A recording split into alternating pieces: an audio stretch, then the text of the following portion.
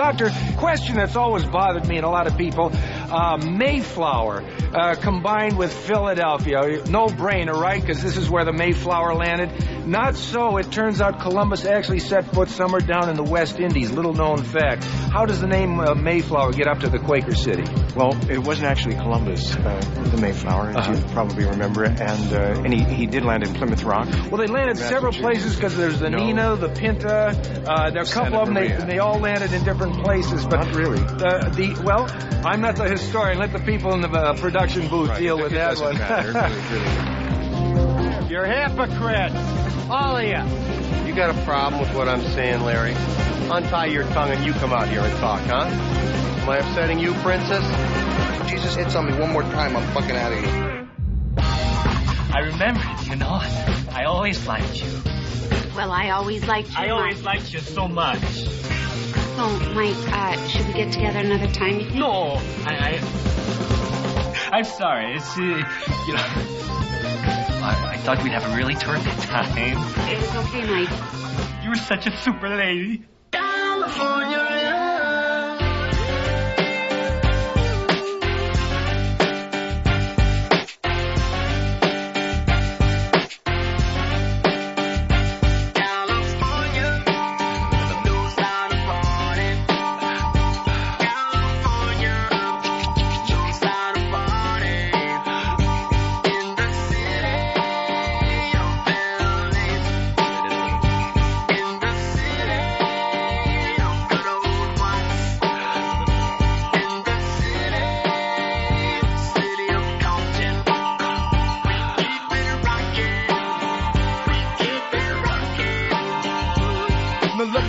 Everybody to the Wild Wild West, a state that's untouchable like Elliot Ness. The track hits your eardrum like a slug to your chest. Like a vest for your Jimmy in the city of sex. We in that sunshine state where the bomb ass him be. The state where you never find a dance floor empty and pimp speed. On a mission for them greens, lean, mean, money making machines serving fiends. I've been in the game for 10 years making rap tunes.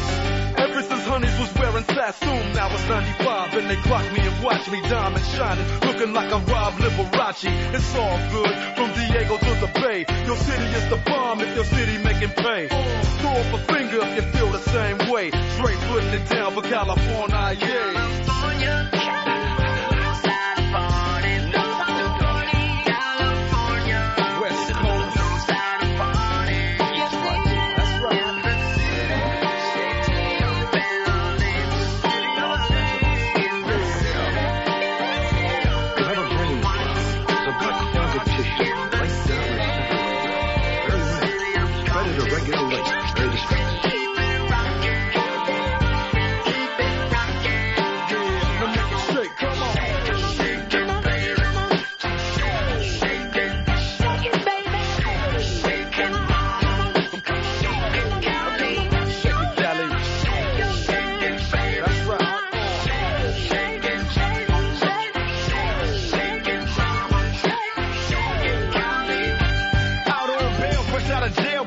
Dreaming. Soon as I step on the scene, I'm hearing hoochie screaming, fiending for money and alcohol, the life of a West Side player with cowards eye and a strong ball. Only in Cali will we riot, not rally to live and die. In LA we wear chucks, not valleys. Yeah, that's right. Dressed in loafs and khaki suits and ride is what we do. Flossing but have caution, we collide with other crews, famous because we throw drams. Worldwide, let them recognize from Long Beach to Rosecrans, bumping and grinding like a slow jam. It's West Side, so you know the road will bow down to no man. Say what you say, but give me that bomb beat from Dre. Let me serenade the streets of LA. From Oakland to Sacktown, the Bay Area and back down. Cali is where they put they mag down. Give me love.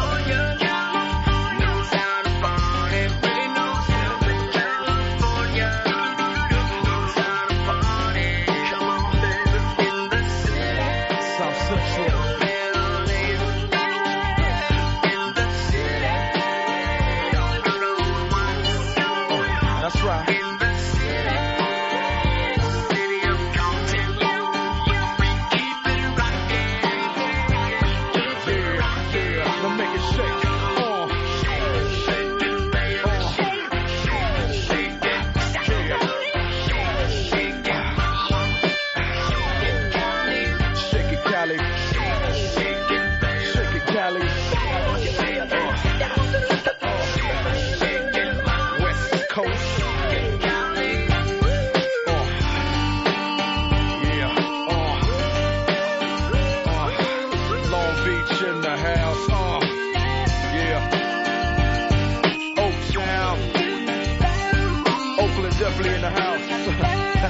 Frisco, Frisco. Hey, you know LA up in this. Pasadena, where you at? Yeah, Inglewood, always up to no good. Even Hollywood trying to get a piece, baby. Sacramento, where you at? Throw it up, y'all, throw it up. I can't see ya. Ron and Fez show. 10 years since they dropped Tupac. I'm Ron, there's Fez. Hiya, buddies. Earl, I'm going to do this for Tupac, and I'm going to do it for you. I'm just going to pour some out here to start the show. You poured that on my shoe. Pour that one out. Let it go out there. 10 years, a decade? Yeah, already since Tupac was taken from us. Wow. Since taken, Ronnie. From us. Stolen. Where you had your arms all wrapped around them? I was still trying to figure out how to pronounce the name at that point. No. All right, 866 Ron Zero Fez. 866 Ron Zero Fez. Let me jump right into Brian here. He's got a little spy report for us. How you doing, Brian? You're on the Ron and Fez show. Thank you. Yeah, why are they playing tribute today? Did he die in December? What's the whole story there, Earl? He died September 13th, 1996. Yeah. I mean, 10 years today, which is kind of blowing my mind, but yeah, he died today. And Brian, you were giving us a spy report that they're playing something where? A tribute. Well, he's contributed. I don't know if I'm wondering if Black Earl is doing a tribute today because he's Black Earl and he's as black as soot. I can't fucking talk to you. I think, is it XM65 that's doing the tribute to him? Yes, XM65. That's what the fucking moron was supposed to set up for me. That's what I have written on the board, and then he gets funny on me. I threw the quotes up there, Fez, because he was being funny. Oh, in his own mind, he was hysterical. Yeah, alrighty, Eastside Dave, get me off to a wacky start. And it's strange because last night, the four of us couldn't have been closer. And Fez and I had no idea this. Yesterday was our 1-year anniversary, much like Tupac, our 1-year anniversary at XM. Don Wiki Wicklin goes above and beyond, Fezzy. Sends the four of us out to dinner last night over at Bar Americaine, which fantastic restaurant in New York owned by celebrity chef Bobby Flay. I don't know what Wiki said to these people, but they took care of us like we were the Duke of Windsor. We were whisked into the place. It was a packed house. They had a beautiful table set up for us. Anything we wanted, and then we never saw a check. The check disappeared. I guess Wiki has something worked out with him. It was a fantastic night. Yeah, thank you very much, Wickley. You're the man. I was enjoying that so much. And by the way, what did you just call Wiki? You're the man. No, before that. It was like Wickley. You Wickley? Said on your way. Yeah. Before they took Tupac from us. But the nice thing was, at the end of the meal, when the waiter came over and said, everything's been taken care of, happy anniversary, gentlemen. Yeah, and that made me feel uncomfortable, because when someone says happy anniversary to me, it looks more like life partner.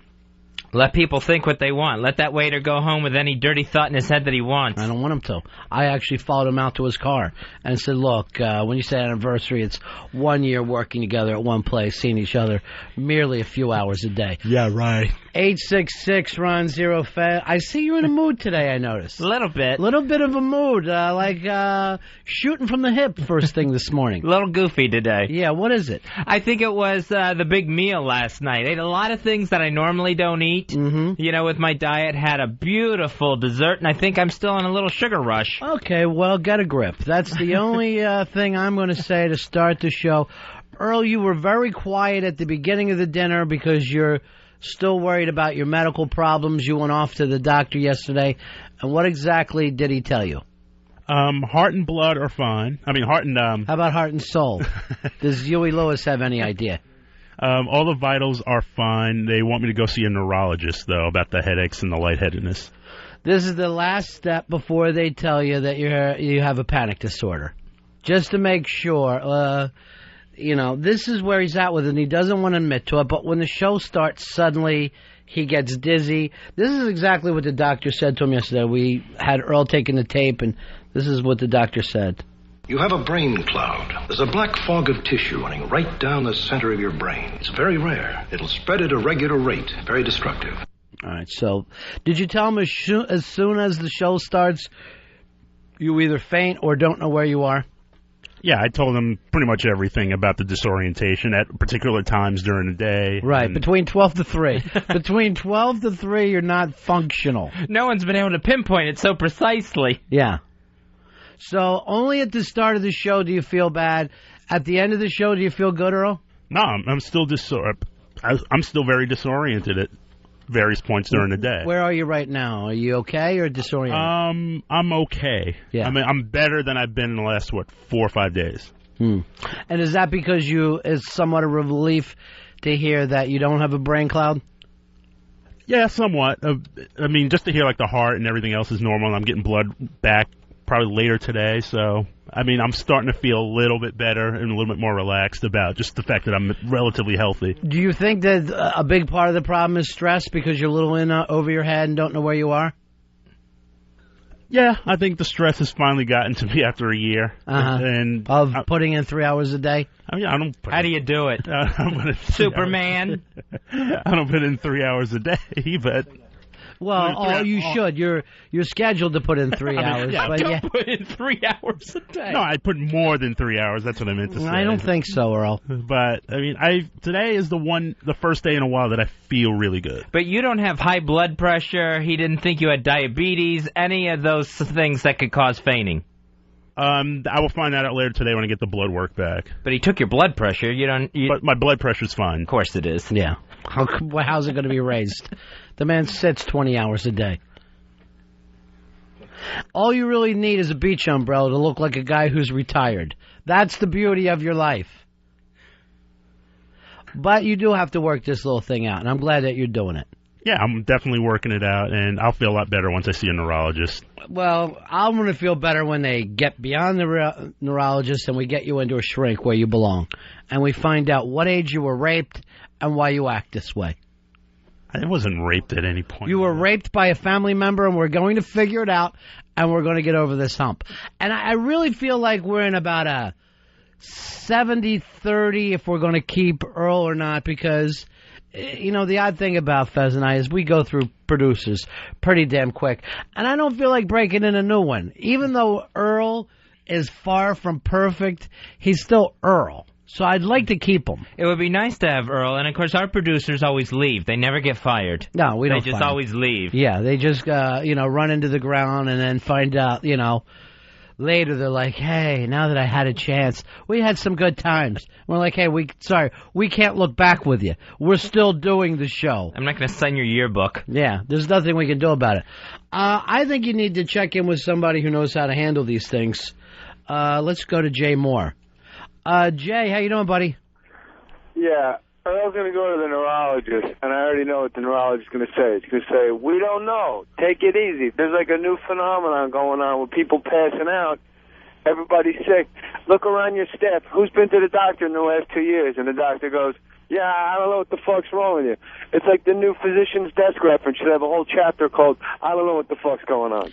It must feel like free money for these people, because people walk in and there's not anything specific wrong with them, but everybody is a little antsy anymore. Everybody is either has OCDs or depression. It's not really like an illness that can be cured, but nobody feels good. Well, I wrote a book about panic attacks, Ronnie. I read it. And I'll tell you, Earl sounds like a guy that's having panic attacks because of his lack of control at work. It's not because he's got to pick out fucking colors in his wardrobe so you can scratch getting dressed. Yeah. It's not that. All right, so you've been through it, Jay. What does he need to do? Because are you still taking medication, or you don't need it anymore? Yeah, I take 1 milligram of Klonopin a day. It's an anti-seizure medication, but if you don't have seizures, it redirects itself as a sedative. Right. So it's that little bit of sedative where I walk around. It keeps me from fucking smacking people around all day. It takes the edge off a little bit. Have you tried to skip it just to see what would happen? No, why would? No way, man. This is life and death. Like I don't wake up saying fucking Febreze like somebody from the other side. Like, holy smokes. Last time, Earl, come on. When you pass out like that, last time Earl passed out like that is when they all jacked off in his face in the group home. All right, see, that's a problem. Earl, I think there's something in your past. Where were you last night? We were over at Bobby Flay's place, Bar Americaine. Right, on 52nd and like 6th. Between 6 and 7. Yeah. But I waited for you. I called yesterday. I didn't see you tonight. Well, I feel like our time together is 8 minutes into the show. That's when I feel like I get a little Jay Moore moment. I know it's not long enough for you. You'd like to hang on a little longer, but, I feel like we have that moment every day. Well, maybe you wouldn't feel that way if I called just to talk to Fez. Maybe suddenly you'd go, hey, wait a minute. He's my friend. I see. So it's becoming that already. It's becoming a problem. Something between us. Yeah. What are you doing? I'm right here, Jay. What? Stop tapping. He's nervous. He's uncomfortable. I am not tapping. You just got uncomfortable because you got singled out. Listen, what are you doing tonight? I'm free tonight. Tonight you're free? Yes. I got your keys. You, Fez, you are free every night of your life. I got your keys, Fez. When's your episode of The Ghost Whisperer coming on? I don't know, to be honest with you. And you know what? I had to walk Fez across town last night because you refused to take the subway ride where it made the turn. You only like a little straight push towards your house. Where I'm on it for as little time as possible. Yeah. Minute and a half was the longest I was on the subway. You don't like when the subway makes that big, crazy turn when you hear all the squealing wheels? I don't like the squealing wheels. I don't like the feeling I get when it makes the turn because it actually, even though you're in a tight tunnel, it feels like the car is going to overturn. One of the best things you can do mentally is think to yourself, what would it be like if the walls start to come down and the top does? What if there's an attack now? No, that is horrible to think of. Yeah. Or if you look at the other people on the train and go, what would this look like if it was Twisted Steel and Blood? Do you ever think on the train, wow, these are the fucking people I'm going to die with? I've thought of that before. Sure. Yeah, that's every plane ride. I sometimes I get on a train or a plane and I look at someone and I go, you were too young to go. Because I think these are the people I'm going to die with. Sometimes in a plane you feel better if there's a baby, because what kind of God would kill a baby? But then every time you read about a plane wreck, there's always a baby on it too. Sure, you can't avoid that. Yeah. And if the baby's crying, I think they're still in contact with God and they know what's coming. My theory is sometimes God likes to kill babies. That's all. God loves babies and drunks, man. Well, what are you going to do? Hey, Fez, I'll see you tonight. All right, buddy. All right. Butt bodies. I talk to you tomorrow as soon as the show starts. Bye-bye, Jay. Jay Moore, he's our new radio girlfriend. Checks in with us every single morning. I'm waiting to get a little blowback here, a little Opie jealousy. It hasn't happened yet. Not yet. Yeah, still waiting for it. Oh, it's due. Earl, do you see what's happening? Everybody's coming together to try to help you with your brain cloud. Yeah, I really appreciate it. I got some amazing emails over the last day or so from people just wishing. Porn, crazy girls wanting to fuck you. No. They heard it. That's your MO. I'd ask you to read one, but that tends to bring on a panic attack. No, here is, and the night started, Earl, of course, like, we're eating like animals, but he was worried about his stomach. He would only have a salad and, chicken. It's just basically wasted a seat. But as the night went on, Earl, and he's drinking ginger ale, and it's sad, but as the night went on, you seemed to come back out of your shell, and there, towards the end of the night, you were our buddy, Black Girl, that we know. No, I was just I just stopped thinking about it, I guess. And I was like, there's nothing I can do about it anymore. And I just felt more relaxed. I had some food in me. The food was amazing. I had barbecue chicken, barbecued smoked chicken, which was unbelievable. So you finally, once you settled into it, you found that you can have a good time. Oh, yeah, I can totally have a good time. And I was with great company and then a great place. That is the truth. When it comes to like what Wiki got us a present, you can't get guys a better present than like an experience. Like we'll always remember because we went out and had a great time. It's better than, I don't know, getting us shirts or something, Yeah, definitely. I agree with that because then you get the memory of it. Yeah, we had a little memory. We got away from work and we ended up doing a lot of laughing and bothering people around us. It was just a damn good time. And then, like, walking back, it was a glorious night. Perfect night outside. Yeah. Great nights for a walk. That's the beauty of it because Fez wanted to walk way on the east side, so we ended up walking a half an hour smoking one of the anniversary cigars that Wiki gave us. By the way, we owe Wiki back now. I mean, he just gave us too much. Cigars, great food. Look around here, Earl, and see if there's something that you could take and sign Fez and I's name to it and send that to him. Absolutely. And then the beauty of it was Eastside Dave went off from the pack, so the three of us were able to get a word in edgewise with each other. Yeah, the actual 1-year team. Yeah. So, again, to Don, thank you very much. You cannot give a better thing than a night out and cigars. Best thing you could do for a man. Thank you very much, Don Wiki Wicklin. You know, I read this before in a book. I think it was the Jimmy Carter bio. You know the best thing that you could give a person if you want to impress them and make them feel like more like a business gift? Like, oh, now I got to do something back, or maybe I'll make the deal happen. You know what it is? I have no idea. The thing that gets the guys most, if you give them something for their kids. Really? Always remember that in business. If you say, hey, this is tickets, take your son to the game. This is something for, I think that maybe your daughter would enjoy. So you try to do, because a guy forgets that shit, then he gets to go home and be the hero, and that creates that memory with him. In this book, it was the bio, remember he was putting together the Middle East talks? Right. Everything falls apart. And it was Sadat, and who was it, Begin at that time? Menachem Begin. So they wouldn't talk. Begin was the one who was the pain in the ass, I guess. So it's not going to work out. They're not going to be able to do this. They tried, and went on, and they can't do it. He got these pictures of the three of them together, and it was, Carter had them signed to each one of Begin's kids and grandchildren. So there's 12 of them or something. Begin starts to look through them. He's fucking starting to tear up, thinking, my grandchildren now have a piece of history. After I'm gone, they will look at this picture, this historic talks. Fucking calls the talks back on. Calls the talks back on because of something that was nice done for his grandkids. That's the perfect plan, because then his grandkids see the pictures and they're like, oh, my grandfather was instrumental in Mideast peace. But here's my problem.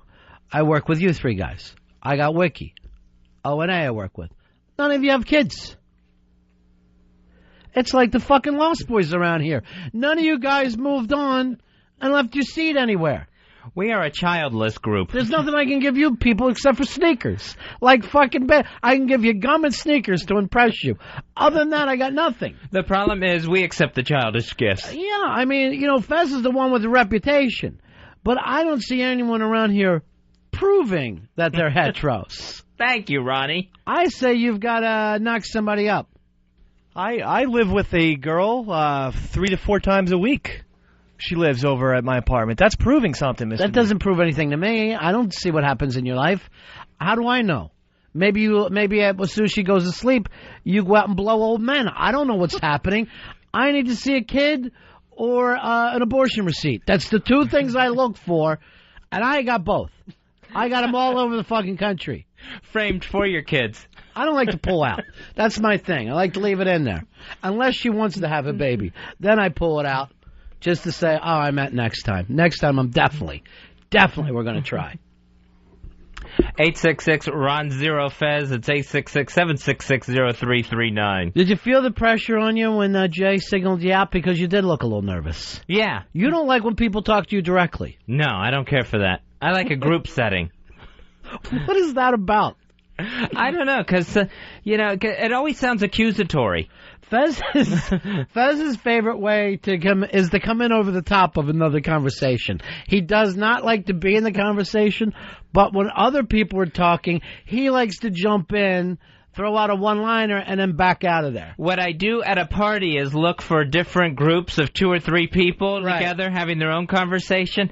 I'll stick my head in the middle of the group, say something, and then move on to the next group. Right. Hoping they were going, I wish I had more time to talk with Fez. Not knowing that's the worst, most uncomfortable moment that'll happen. You want them just as you're getting them. Coming in over the top, one-liner, and then out of there. And then move on. And then eventually you'll be up in the rotation again. Yeah. As I move around the room. If you were a pilot, you'd be just like a bombardier of some type. You'd want to come in, drop the fucking payload, and then head back. You don't want to stay and be in a dogfight. Oh, no, that takes too much effort out of me. Yeah. All right, so we know what we're doing here. Again, we got to find something nice for Wiki around here. And send Stress that ball? to him. Stress ball would be nice. A Fez Whatley stress ball. Has that helped you at all that you're squeezing your balls over there during the show? Oh, yeah. Yeah, my big red balls. I always squeeze those. And that helps you how? It kind of like takes the stress out of other places in my body. Yeah. And puts it in my hand as I'm squeezing. It gives me a little thing to concentrate on in the moment. Unpuckers the asshole. That's what he's after right now. Take that stress off that. You know what you probably need to do, Fez, is just calm down a little bit. Yeah, that would be good. Yeah. You know what I like to do is I get to go from person to person on our staff and tell them to calm down. What was Jay saying that he takes every day? Was it Klonopin? Klonopin, an anti-seizure medicine. Why did you ever take that during your time with panic attacks? No, I never took Klonopin. Earl, I'm going to put you on Klonopin. I want you to take it every day. And then I'm going to write this prescription for you. I want you to take a vacation from your problems. A vacation from my problems. That I will. You know what I'd like to do, Earl, is send you down to the coal mines for 12 hours a day before you come back here and start thinking that you got a good job. Oh, I have a great job, and again, you're right. I got to take a vacation from all of my problems. You have my perceived problems. You have no problems at all, Earl. Other than the fact you got up this morning crying because Tupac's still dead. And he ain't coming back. Earl, what's your all-time health fear? The thing you feared the most that the doctor was going to say? All-time cancer. That it was some type of cancer. You think about cancer a lot? Like you lay in bed going, what if I have cancer right now? How would I know? There's no way to know whether you have cancer? No, but after this weekend when I found out, especially on my father's side, that cancer runs through our family, that is scary. That's when I really started to think about it. You know what you need? And I'll tell you right now, and you'll be able to beat this thing, is Pall Malls. Smoke it out. Just smoke that fucker out of your body. I think the cancer cells actually like the smoke and thrive on it. Why would they? They can't breathe. They leave the body through the urine. These cancer cells were killed by secondhand smoke. You know, what about for you, Fez? What do you worry about? Mine was cancer, but more specific. Yeah. Bone cancer where I lose a leg, where I have an amputation. Ever since I was a kid and read about that Teddy Kennedy Jr., that's something that has obsessed me health-wise, where he didn't get in an accident and his leg came off. He got sick, and they had to tell him, we're taking your leg. First of all, you don't even use your legs now. I mean, if anything happens to your legs, it's because you don't walk. There's no blood flow.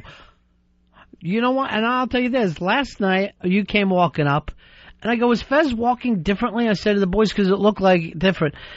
And Dave goes, and this is, look at me, Fez, right? As a Catholic, swear to God truth. He goes, no, he's always had that, because I'd always remind in my head, Waddle Whatley. And that's how I learned to remember his name. Because I said you were walking like the gay guy from The Sopranos. The guy with the bad hip. Vito.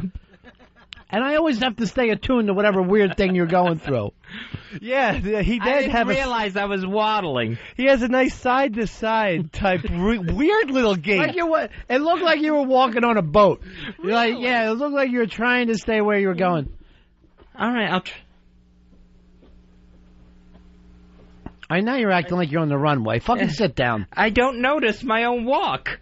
Now I won't be able to walk at all. Just keep an eye on the windows as you're walking by places. Watch your reflection. I'll look so vain doing that. How long have you thought that to yourself, Dave? Since I met him, since way back when. All right, so there's nothing to know about it, right? No. All right. That's good for you. What do you worry about, Dave? What scares you? I'm worried about the gunshot to the head because... Why? I've had recurring dreams. I've said this, and I do feel like there's some enemies out there that I have. Everyone you know is potentially could shoot you in the everyone's head. A suspect. But that, honestly, I don't fear any diseases because I feel in perfect health. I have no cavities running for 28 straight years now. Well, that has nothing to do with a bullet into your head. That means nothing. I think my demise will be somehow violence-oriented. Yeah, I can see that happening with you. I was hoping Mikey D was going to kill you. After that, I was hoping Mikey Boy would just totally jump out of his personality and do something different. Buzzcock, you're on Ron and Fez. Yeah, Ronnie, just to stick my head in the conversation and move on, it sounds like you've surrounded yourself with a group of pitiful individuals that need a good size 10 right in the ass. A little head slap, maybe. Yeah, someone brought up the King of the Nerd things to me, which I'm not comfortable with. What was that, 16 Candles? Yeah. Yeah. I'm kind of like that kid in 16 Candles now. Farmer Ted. Yeah. I don't know where that's all coming from, but somehow it happened.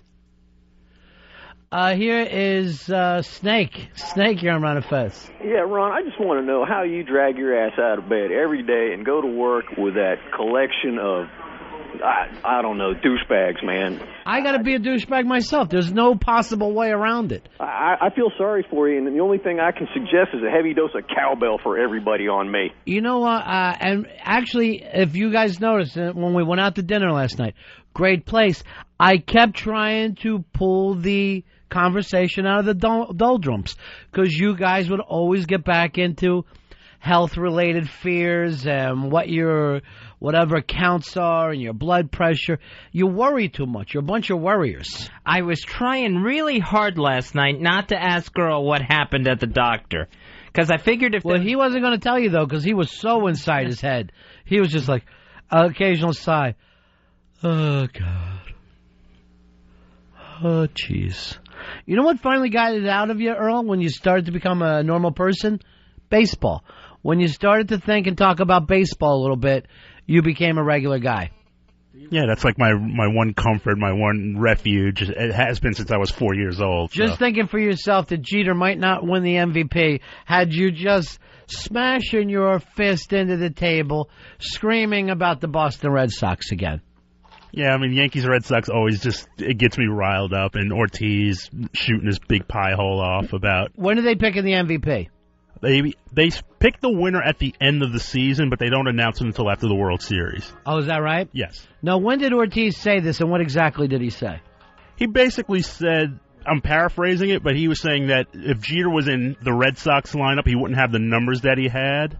And that, the Yankee lineup... What an awful thing to say about your teammates, still. It took a shot at his own team inadvertently, but he also said that, that lineup is loaded from top to bottom. No wonder he's having a good year.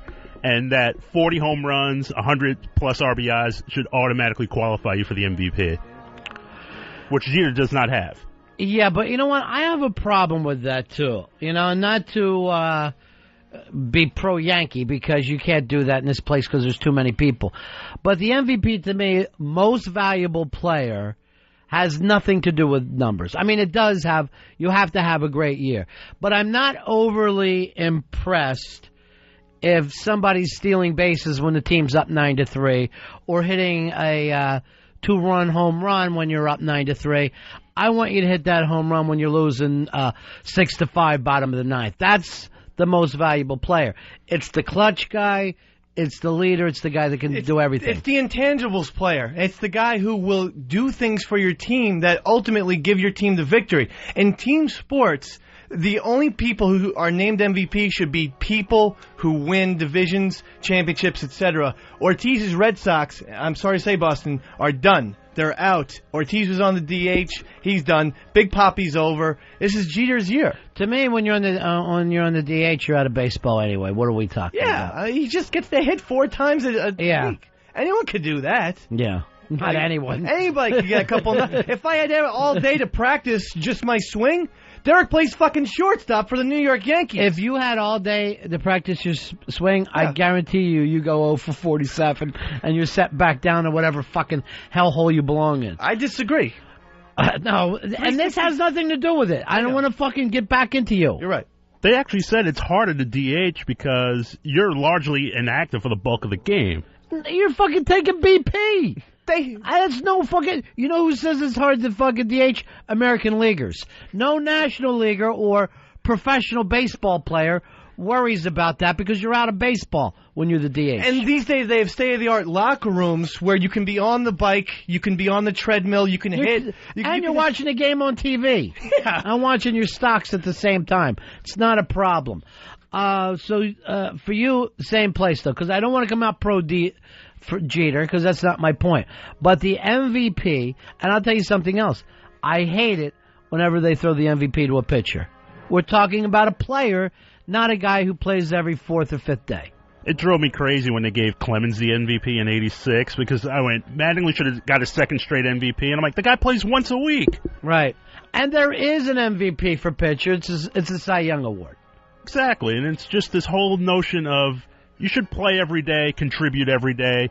He pitched every fifth day, if that, and it's like you shouldn't give the best player award to a guy who plays once a week. And you already have an award. You have the best pitcher award. If you would ever even do a pitcher, which you shouldn't do, but if you had to do it, you would maybe consider a reliever who's in there 50 times a year or something like that. But pitchers are such prima donnas. They're not players for a reason. I say throw them the Fireman Award. Bring back the Fireman Award, throw it on their head. Remember, what was that, Rolaids used to sponsor that award? The Rolaids Relief? They still do. Do you get the little fire hat? I'm pretty sure they still do. Yeah. The Rolaids Fireman Reliever of the Year. Well, they ain't going to get it on fucking Sports Illustrated, so give them whatever they want. But the MVP, and I go across the board with this, and there's always stuff to say. I hate to say it, but the team should be winning unless you're in a situation where they've even made a bad team better. You know what I'm saying? Like, if you have a bad team and somehow, through your own will, you've improved the whole team. Yeah, when A-Rod won his MVP with the Texas Rangers, the team was awful, but the numbers were just so off the chain. He was just the dominant player of the place. And I understood that, even though my feeling is, like you, it's like it should be with a winning team. But again, a lot of guys have good percentage, not just because of what's happening, because the pressure is off. That you can fucking hit a home run because suddenly now, you know, the pitcher isn't worried about fucking giving up a long ball, so he's going to throw you strikes. Look at A-Rod now. I mean, you know, he was great last year, but he struggles all the time with clutch hits. He can't hit in the postseason for the Yankees, and that's why Jeter gets all the accolades. You got to play under pressure. You got to give him all the credit in the world for that. Hey, Patrick, you're on Ron and Fez. Hey, how you doing, buddies? Hey. Dave, how can you say that the MVP award should be based on intangibles when you can't even measure intangibles? It's not even like it's not something that can be measured on any level.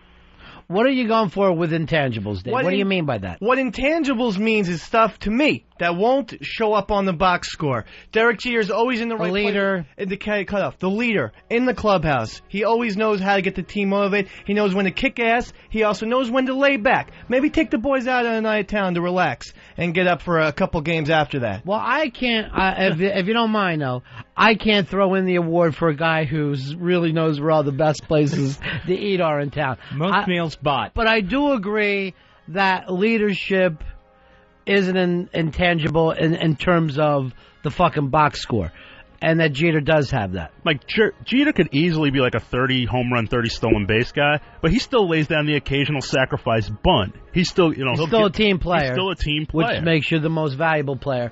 But again, I just don't want to make it about Jeter and Ortiz. I'm talking overall. What are you looking at? Because I don't want this to turn into a Yankee thing, and I have to be so careful with you guys. All right, well, because I know the name DiMaggio is almost ready to come into this conversation, and for that, and now I might as well be talking to Blowhard. Dave, you're on Ron and Fez. Hey, buddy. Hey, buddy. I just got a couple things to point out. You know, when Ortiz goes out there and he posts a .992 fielding percentage and swipes 30 bags, and then he can bitch. Thank you. Here is Jack. Hey, Jack, you're on Ron and Fez. How you doing? Hey, I just want to throw out, how about just RBIs? Because it really didn't matter if you have a great or bad batting percentage. If you can put the high RBIs up there, wouldn't that really make you the MVP? Well, sometimes yes, but then you also have to look at runs scored. To me, I know people don't do it anymore. I like to see a fucking glove. Yeah, I like runs total, which is RBIs plus runs scored, on-base percentage, and then fielding percentage. You know, who gives a fuck if you hit 260? Giambi's on the bases half the time. But what they don't have something for, I want to see the clutch player. I want to see a fucking guy who gets the fucking hit when you need to hit. And again, that goes to Jeter's point of view because he loves it. There's certain guys who love the pressure. We'll switch it over to football. I don't give a shit what Marino had done all those years. I don't care about Peyton Manning because when it came down time to it, the time that they were really needed those touchdown passes, it didn't fucking work out for them. And that's the problem. That position is a leadership position. When you win in football, the quarterback gets all the credit, whether he deserves it or not. When he loses in football, he gets all the blame, whether he deserves it or not. It's team sports. You don't need stats. Tom Brady is the fucking MVP of the league. He deserves it because he gets the team's championships. That's all anyone cares. What year is this before you start giving Brady the MVP? 2002. Yeah, so that's where I'm going with that. Hey, Mike, you're on Ron and Fez. How are you? Morning, boys. How you doing? Hey. My question is for Dave is, as far as the MVP, it should be, well, how would that team do if that player wasn't there? So is his pick going to make a difference as far as how the Yankees would do? Absolutely. Because if Derek Jeter, first of all, they lost Gary Sheffield, Hideki Matsui. But again, as Ron's saying, without Derek, forget about just him on the Yankees. Without his leadership, the Yankees would be toast. Derek. Oh, you're crazy, right? Derek kept this team. I got to agree with him. I got to agree with him. When you look at the Yankees right now, it's fucking Jeter. It is Jeter. When it is like those guys are really cool, they're kind of doing an impression of Jeter because he doesn't get upset in the dugout if the team's behind. Especially this year with younger players, they're all adopting Derek Jeter's we're cool, but we're going to kick ass persona. You know, like in the late 90s, they had Paul O'Neill. They had leaders. Right. They don't have those guys anymore because they got rid of them for temperamental assholes like Sheffield. He is our Fez. You know how, like, during the show, if things get a little wiry, we can always look over at Fez, and Fez is like, don't worry, I got it. Just give me a fucking mic. That calming influence. Yeah, exactly. And it makes the team better. Carl, you're on Ron and Fez. Hey, getting back to what Dave said, if the Phillies don't have Ryan Howard, who's leading the league in home runs, they ain't nowhere. I got to agree with you 100%. And that's one time that, you know, the wild card thing works out for a guy because that keeps the Phillies in it, which keeps everybody looking at Ryan Howard. If there's no Ryan Howard, the Phillies are playing like the 1972 Phillies. They're going to be 30 games out of it, but they're 2 games back in the wild. I don't want you attacking the 72 Phillies. Who won 27 games that year? Did you? No. Who did? Tug McGraw. Fucking Earl. Steve Carlton. Lefty wins. Lefty. The team won like 55 games. Lefty wins fucking 27 games. Tell me that isn't the fucking Cy Young. They were the fucking worst team in baseball unless he's playing. And then suddenly there's somehow the 27 Yankees. Now, Ryan Howard, I'm sure you're not following his career, Dave. I'm sure you're not, Earl. He's going to be a Yankee in about 2 years, and then you guys will love him. Thank you. I'm tired of you making the Phillies the fucking farm team. Seth, you're on Ron and Fez. Ron, how you doing, evil genius? 2 weeks ago, you closed the show by telling Dave he's got to get a vasectomy and then you'll pay for it.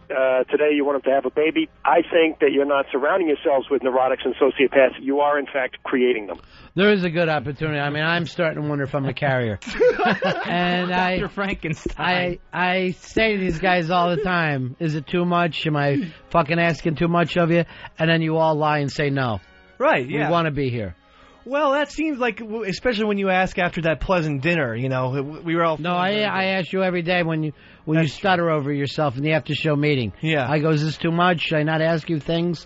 Should I just give you a balloon? Right, and I do say, no, it's not too much, but then I think about it a lot. And it is too much? No, but that question wraps in my head like a choo-choo train going around and around. Now, I'd like you to answer it.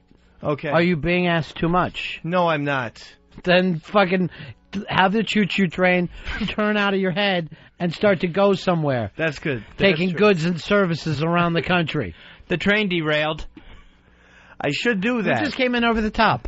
That was Fezzy. Fezzy, how are you? Good, thank you. Nice to see you again. Some of these calls shouldn't even be up here. They have nothing to do with what we're talking about. Nothing at all. Bobby, you're on Ron and Fez. Hey, what's up, buddy? Hey, buddy boy. I just want to say that Ortiz seems to me like he's the most clutch hitter in the league. I mean, if you're going to judge MVP on clutch hitter, that's your man right there. Let's just give it to Ortiz. Can you guys be okay with that? No, I'm not going to be okay with it. First of all, I'm fine with it. No, wait a second here. I got no problem. The Yankees put the Red Sox in their coffin a few, weeks ago by sweeping them 5 games. Red Sox fans said the biggest hits were a 3-run double by Jeter in the second game and another Jeter extra inning hit in the fourth game. So it was Derek Jeter who single-handedly destroyed the Red Sox while Ortiz was crying and striking out. That should end the argument. Head-to-head combat. Oh, jeez. What about that sweep a few years ago, though? I prefer not to think about it. Yeah, but a few years ago happened. Then, you know what? The Red Sox win, they get all the credit in the world. Boss, I don't know how clutch Ortiz is, because after that 5-game sweep, he had to go to the hospital for heart palpitations. So, yeah, and I'm not going to blame that on the guy. I mean, the thing is, I know you guys are Yankee fucking through and through. Jesus Christ, you work for him. That should take you out of the conversation. Johnny has a good point. Ortiz is like Spanish Earl. Something bad happens, and he goes to the hospital instantly, and we don't hear from him for the rest of the fucking season. That's all I'm saying. Why yell at Earl? Earl's back now. No, I know. He back from the brain cloud. When do you see a shrink, Earl? You got to see the neurologist first, then they're going to put you in shrink. I see the neurologist at the end of the week. I have no idea if I'm going to see a shrink or not. You will, and then you'll finally admit when you were touched as a kid. I was never touched as a kid. I believe was age 35. You're blocking. That's okay. I am not blocking. I have never been touched as a kid. I would remember something like that. Then why are you acting like this? I wish I knew. For the way you act, as lazy as you are, you should have sucked a man dick at the age of 3. And then I'd go, and then when everybody's going, Earl doesn't do anything, I'll just scream at them, his uncle shoved his cock in Earl's throat. That's why I keep him. So that's what I'm looking for, Earl, as an excuse. But does it have to be a cock down the throat? You tell me. You're the one who did it. I did not do it. Then why are you acting like this? I wish. Was it in the ass? No. It was not in my... Did you get blown? No. Is that why you wear black? You're in mourning for your child, asshole? Oh, I wear it because I like the color. Stop laughing. No one was laughing, Earl. That's the laughter in your head. Uh-oh. That's the laughter you hear. Here's Jason. You're on Ron and Fez. Hey, how you doing, buddy? None of your business, Jason. Listen, MVP stands for Most Valuable Player. Oh, and, okay. Even though I'm a Mets fan, right, Jeter goes out there day in and day out and puts up numbers for the Yankees and constantly gets them wins and everything and put the Red Sox away a long time ago. Jeter's a fucking stud. You can't take it away from him. You can't. I mean, I know he wouldn't have his picture taken with little Jimmy, but the guy is a fucking stud. He treated me very friendly. So maybe he just was sick. He had the flu that day. I mean, you look at Jeter, you can picture him being a senator, maybe even higher. There is something about the guy that he just seems like he's above it all. The only thing about, being a politician, he is racially mixed, and that could be a little controversial. The future, my friend, you're going to see a whole different country. What, racially mixed people? More. Talk to Mr. Pat Buchanan, what's going to happen in the next 15, 20 years. Next 15, 20 years, you're going to be getting a hold of fucking Bronx Johnny. Hey, any way you can get me in? I know you're fucking running a company right now. Remember I was nice to you back in the day? That's where this country is going. That's a scary thought, really. Yeah. Well, it's scary for you, Eastside Dave, because you Paleys will be extinct. You should be now. You're fucking too white for white people. Paleys. The English are freaked out by you. We Paleys help. We're the salt of America, trust me. You're not even making sense. You hear the word Paley, and now you're acting like it's real. I thought it was, The only Paleys fucking used to own CBS. Other than that, there's no such word as Paley. Oh, okay. Crazy bastard. Matt, you're on Ron and Fez. Hey, guys, I gotta say that Jeter didn't put the Red Sox away. I think the Red Sox put themselves away with, you got Ortiz with his heart problems, like Black Earl. You got Manny with his knee. You got John Lester, who's a good pitcher who shows up, gets cancer. I think they got a bad string. I don't think Jeter put the coffin in the nail. I think they put it themselves out there. I don't know if you can put a coffin in the nail anyway, so that should help you. Cry me a river. Cry me a river, because I'm not going to fucking let you seriously, on the radio if you yell out dumb shit like that. All I'm saying is the Yankees had just as many injury problems, Mr. B. But I don't want to hear Cry Me a River like this is some AM sports show. Then we will stop the sports talk. We have to have some kind of hipness. All right. Maybe there should be a least valuable player for someone who was hurt most of the season. Here's Jay. You're on Ron and Fez. Hey, what's up, guys? Yeah. I'm just wanting to tell Eastside Dave off. He's a fucking retard. He's saying that Jeter put the Sox away in there's 2 games. What about the Yankees in the rest of the 3 games? What? Where was Jeter then? Have you ever... Can I tell you, if you got a ball player who can give you wins in 2 out of 5 games, that's a fucking MVP. There's fucking 9 guys out there. Well, American League 10. So anybody can come through as clutch. And not only that, don't you think that his success gives the team momentum? AKA, my example would be 1969. Willis Reed made 2 shots in the opening of the 7th game against the Lakers. Never scored a point for the rest of the game, but the Knicks then kicked the shit out of the Lakers. Who gave momentum? Willis Reed, MVP. Derek Jeter. You watching ESPN Classics again? Is that what you're doing tonight? Every day. You're sitting there with a notebook looking at Willis Reed? And all I know is that AKA, that phrase didn't belong anywhere in that sentence. How did you even use it? He said AKA, for example. Yeah. AKA means also known as. Oh, well. So... They should make that clearer then. Yeah. Who should? Well, my example was pretty good. The people in charge. Yeah. You don't think that was a... I'll come up with another momentum. But guys don't need to keep kicking ass. My point is, teams can look at... So Reed is actually going, hey, I scored the first 4 points. Mind if I ice my knees for a while? Let me ice my fucking knees. All I know is Bill Bradley. You know, Willis Reed is one of the forgotten names when people start bringing up the great NBA players. You never hear his name anymore. Earl, why don't you get on that and start working that? Yeah, he's right across the river. We can make... Where is he? He works for the Nets. My team, my boys. But, I mean, if you start to go with the, all-time players, you never hear the name Willis Reed anymore. Was he even named one of the 50 greatest players? I don't think so. Wow. I mean, because he was a terrific center. Not even on the Knicks. He wasn't named as the 50 greatest for the Knicks, which is sad. That starts to make you feel bad. Tony, you're on Ron and Fez. Hey, what's going on, buddy? Yeah. Dave is too much of a homer to have any type of conversation about any New York team. I bet he still votes himself as the best life for. Well, wait a minute, hold on. Fez is the homer on the show, and Dave is the dumb one. No, Homer. I got you. Yeah, I kept trying to pull that out of the Jeter talk and the Red Sox talk and the 5 games, and just to try to pull it back a little bit to say, what should that award be? Not what player, but what is the strong part of that award? Okay, MVP synonymous with winning. Magic Johnson in the 80s didn't have the best offensive numbers compared to Dominique Wilkins, but it would have been a damn outcrying shame if they had given that award to Wilkins. They gave it to Magic for good reason. He was the MVP. Leader. Do you honestly think you're on some kind of sports reporter around the Horn show, don't you? You feel like you need to make these crazy screaming points, and then that we're going to move on. All right, and we will move on. We'll take a break here. Back in a few moments. It's the Ron and Fez Show. Ron and Fez, XM 202.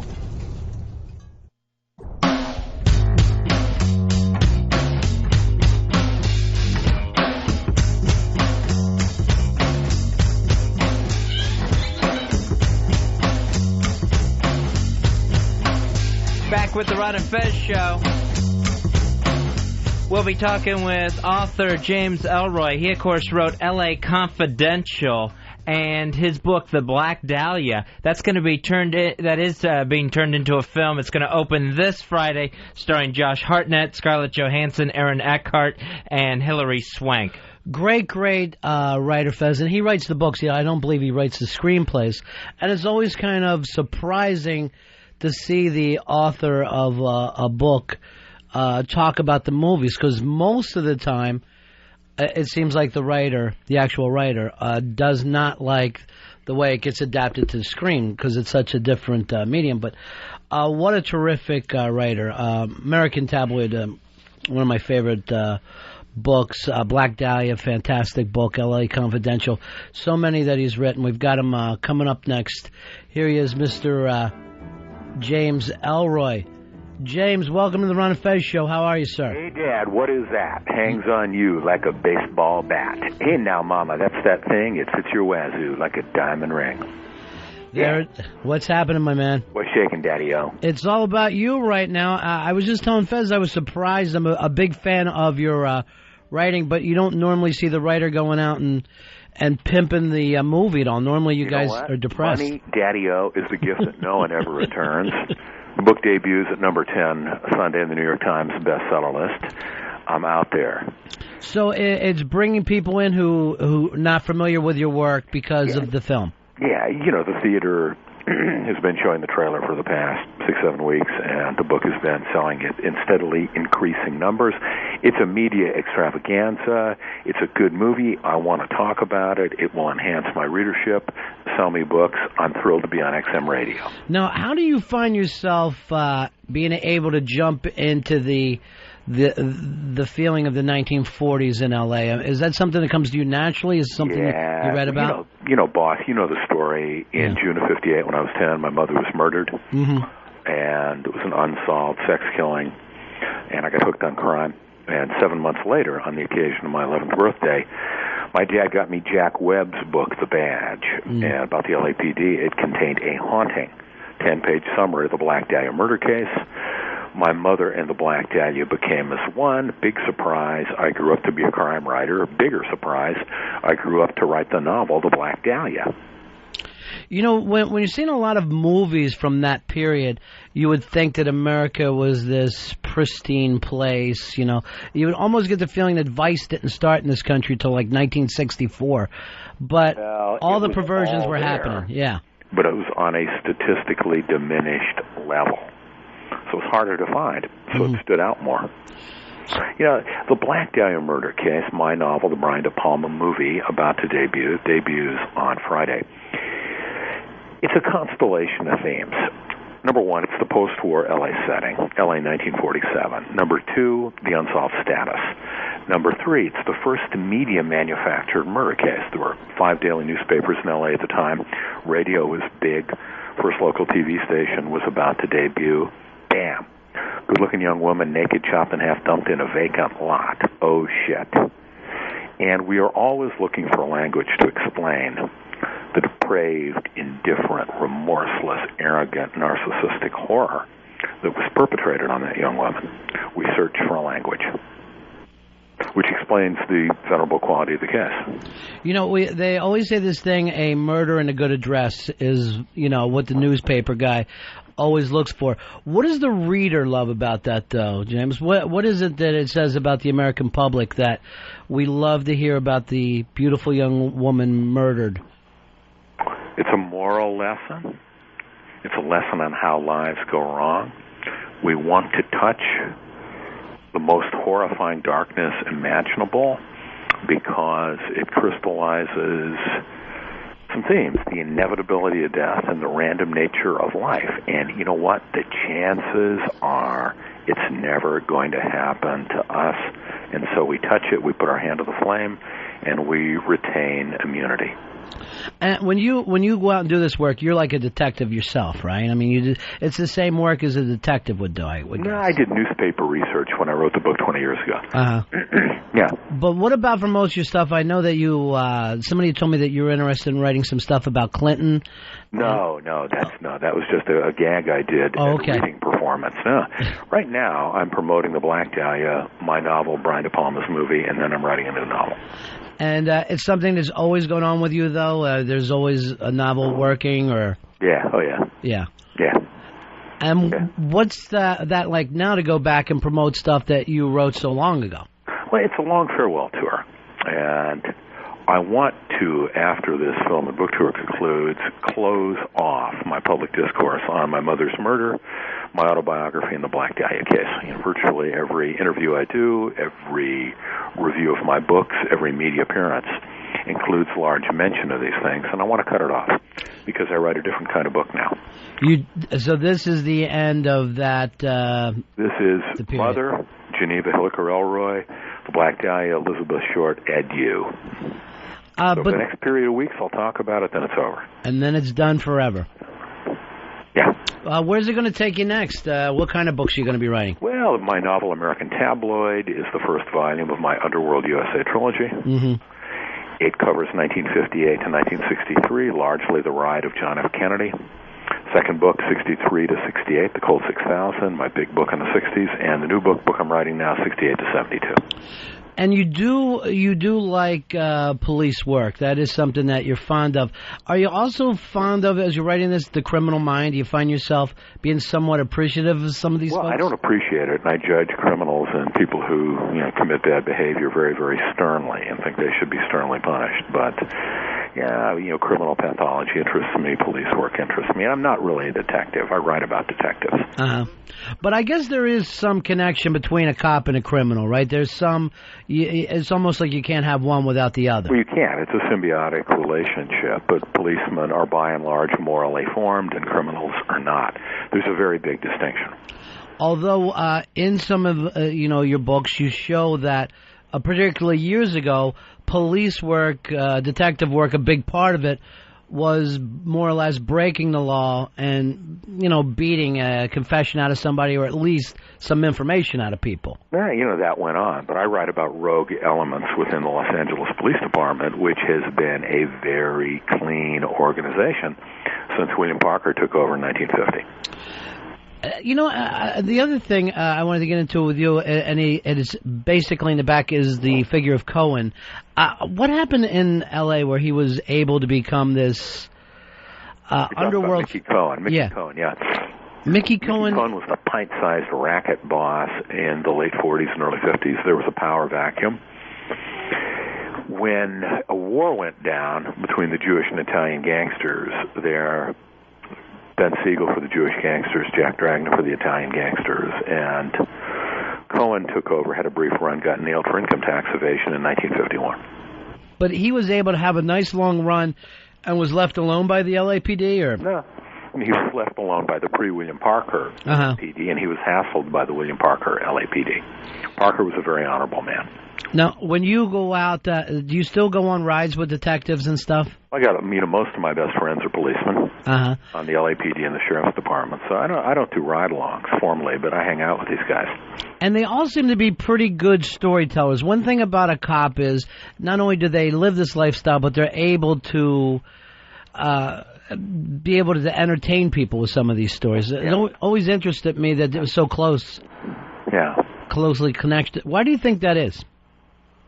Pardon me, rephrase the question. I was daydreaming about a woman. Okay. What I was trying to say is, why do you think so many of these guys also have that gift of gab? It's one of the things I always noticed about detectives. They have wonderful stories to tell because they live big lives and they want people to know about it. They deal with outrageous behavior every day of the week. Yeah. When you have this film coming out now, is it odd for you to, I don't know whether you showed up on the set, but to see how something came out of your imagination and just becomes this big multi-million-dollar production? Well, you know what? Brian De Palma has given me a wonderful visual record in compressed and reduced form of a novel that I created, characters I created, a milieu that I created, and I am thrilled with it and nothing but gratified. James Elroy, it was a pleasure, my friend. We can't wait for the next book. All right, Daddy-O, I'm writing as fast as I fucking can. All right, my man. Take care. Bye. James Elroy, his book is The Black Dahlia. The movie version, directed by Brian De Palma, opens in theaters this Friday, starring Josh Hartnett, Scarlett Johansson, Aaron Eckhart, and Hilary Swank. That's a wild guy, man. That is a wild guy. He's so out there. I would love to be a writer, just the fact that you never have to talk to humans again. Just to sit at your house and, hey, I'm working. And to be able to say, don't anybody come in here, because it's all very important. If you're a writer, any eccentric behavior is totally accepted. And not a radio host, Fez? Oh, yeah. Yeah, probably. I think writer even probably gets away with a little more. It has dignity about it. Where a radio host, you're just a fucking idiot. But a writer, Tennessee Williams... taking his pants off and walking around there going, well, he's a genius. Because most of those writers, they are a little bit crazy. They're a little bit twisted. I think you would have to be to sit there and write that much. I love a book, though, man. I really do love when, especially if you're on a, and you can just hear the way he talks, you know, that once you get into this and you go 600-700 pages with the guy, you're in a whole nother world. Earl, did you ever get around to reading the Black Dahlia? I'm reading it now. And it just completely sucks you into this whole different mindset and this whole different lifestyle. I mean, just reading the stories about how cops used to get information out of people. They would beat the fuck out of Yeah. them. It would normally be this. You ever hear the term usual suspects? And, you know, Elroy is a big champion of the LAPD. Whenever things happen, you know, the Rodney King and, you know, what OJ, whatever, he'll always come out. He'll always be the guy to be, you know, a protector of them. But the fact of the matter is, you know, that some cops do bad things now. Not all of them. It's, you know, an aberration, definitely. But back in those days, you know, they didn't have any kind of CSI. So the detectives would go out, pick up the usual suspect, guys that hang out, you know, in street corners, always at the drugstore, punch the fuck out of them until they would give a name. Go to that name, basically kick the shit out of them till they gave a name, and just kept following. So if you are one of the guys who are anywhere on that list, I'd get the fuck out of town. If I know I didn't do something, but I hear things, I gotta go, I gotta leave. I can't hang around and wait for my teeth to be kicked in. I remember in L.A. Confidential, he told the story about how they got the mob element out of L.A., and they were basically stopping short of killing the person. They would throw people off of cliffs. They would beat the snot out of them. I wouldn't even say stopping short. I mean, there are people who end up dead. The other interesting thing about cops is, all right, you set your life up to fight crime or whatever. That's the moral thing that you've taken for yourself. And yet they never want to rat out another cop. If another cop is involved in, you know, the drug trade or doing something, they never seem like that something they want to get involved in, even if that person's a clean cop. With the blue code, it's almost like, all right, we've all taken this moral code together, so we're almost in a different set of people, a different cast of people. Yeah, that's a good point. Where we can't turn on each other. Well, it's like us. We know that Earl steals CDs. We don't say anything about it. His house is basically filled with stolen goods over the years. 18 years of stealing from large corporations. The rest of us go, well, you know, that's Earl. What are you going to do? You got to expect some of that in this business. If you were a cop, Fez, dirty cop, or would you want to be... You know, if I see you as a cop, I think you're going to be a pencil pusher. Just filling out a lot of reports, carrying around a lot of folders on my desk. Just asking other people if they would sign that for you, please. Get a hold... Yeah, perfect. I would be the guy telling the detectives, no, you can't do that because we haven't gotten the warrant yet. I would be the guy that... You ever see the cop, because the cop car is always in front of his house because he's sleeping? I would, if I started driving, I know I would head back to my own house. And I'd end up watching TV next to my radio. We had a cop that lived in the neighborhood, and the police car was always out front. And everybody had that cop in their neighborhood.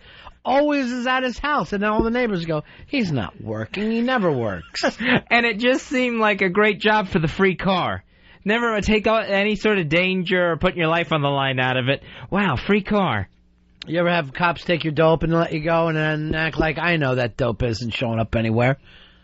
I had, let's say, a little situation where I'm cuffed in the back of a car and a whole baggie of material goes in between the seat and the back, right? Well, I wasn't thinking too much. There was also, because there was some, let's just say it's a big baggie, and then there were small baggies of things inside there. But as I'm walking around at this party, making transactions, some of the cash went back in the baggie because I wasn't carrying a fucking wallet at the time. So, you know, the whole party gets busted. I end up in the back of a cop car by myself, and I got handcuffs behind me, able to get around into a pocket and shove everything between the seat and the back, feeling like a fucking genius. So, you know, we're all in the fucking and hold up, and guys are being released one at a time because basically it came down to underage drinking or noise ordinance or whatever. I'm the last fuck there like an idiot. And I'm sitting there just thinking I'm going to do my quick paperwork and be out on the street, and I dodged a bullet. Boom! The baggie hits the fucking desk. And he goes, is that yours? No, I never saw that before. Really? Because you were the only person in the car. You fucking idiot. We do a sweep of the car every time. And this, I've never seen it. And he goes, so that's not yours? Nope. Guess that's not your money either, is it? I'm like, no, then I guess not. When you really think about it, guess nothing. There's mine. All right, then. You're free to go. Boom, I'm out of there. I had no idea they did sweeps of cars. I wouldn't have thought that. You ever ended up in the back of the car before in your life? Never. Never? No. Sobbing like, don't tell my mom! Is there anything I can do if I promise never to do this again? I swear to God, you'll see a million guys will fucking do the don't call my mom bit. No matter how fucking, what else is going on, it always comes down to that. Keep my lies to myself. Keep this double life going. Hey, Sean, you're on Ron and Fez. Hey, buddy. Hey, how you doing? How you doing, guys? How you doing? I'm a cop in New Jersey, and I got my own radio show. I tell you what, people are telling on each other left and right now. It's not like it was 20, 30 years ago. Oh, is that right? Absolutely. You get if you pick up a CD from a towed car, and that happens to be documented, believe me, you will lose your job. Everything has changed a lot, too, hasn't it, I guess, in police work. It really does come down to documentation and all this CSI shit that's changed everything. There's that, and just the amount of lawsuits. I mean, anyone who's going to get arrested is thinking about suing the police department. Yeah. So, but, I mean, what I'm trying to say is you no longer try to get to confession. You're trying to attach their DNA to the place where, pre that work, it was all about getting the guy to finally admit. That's exactly what you're dealing with. Here's Dave. Dave, you're on Ron and Fez. Hey, what's up, guys? Yeah. I was in the back of a cop car one time, and I'm telling you, man, these guys are ferocious. And it was only drunk. Yeah, I'm walking around drunk as hell in Newark, Delaware. And what's your point? They were ferocious.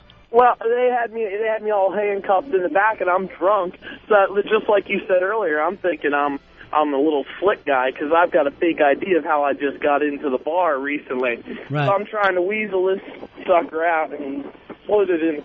That is changed. When I was young, they'd slap the fuck out of you. The cop would slap the shit out of you. They hit you with a fucking flashlight. That doesn't happen anymore.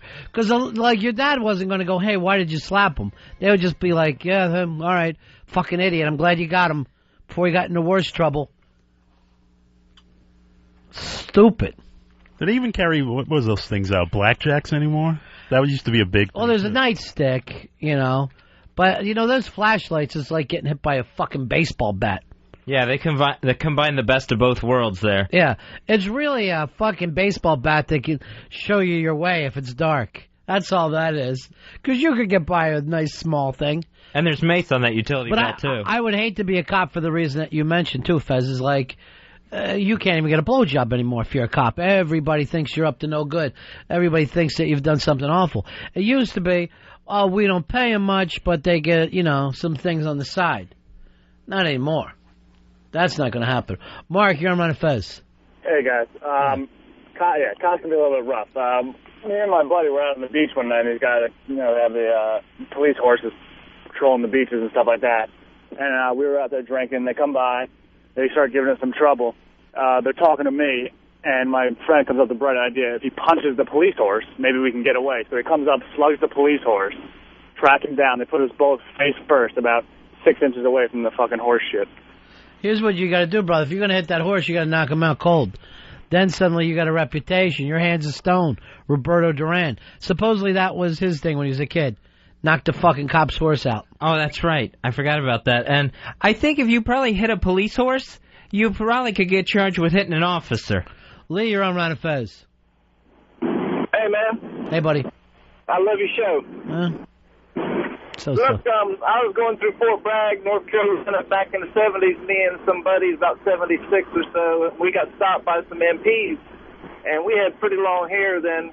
and they took our pot. We had about an ounce of pot, and they said they're going to let us go. And we were so pink because we had a bunch more women back. But anyhow, we got down the road about 3 more miles.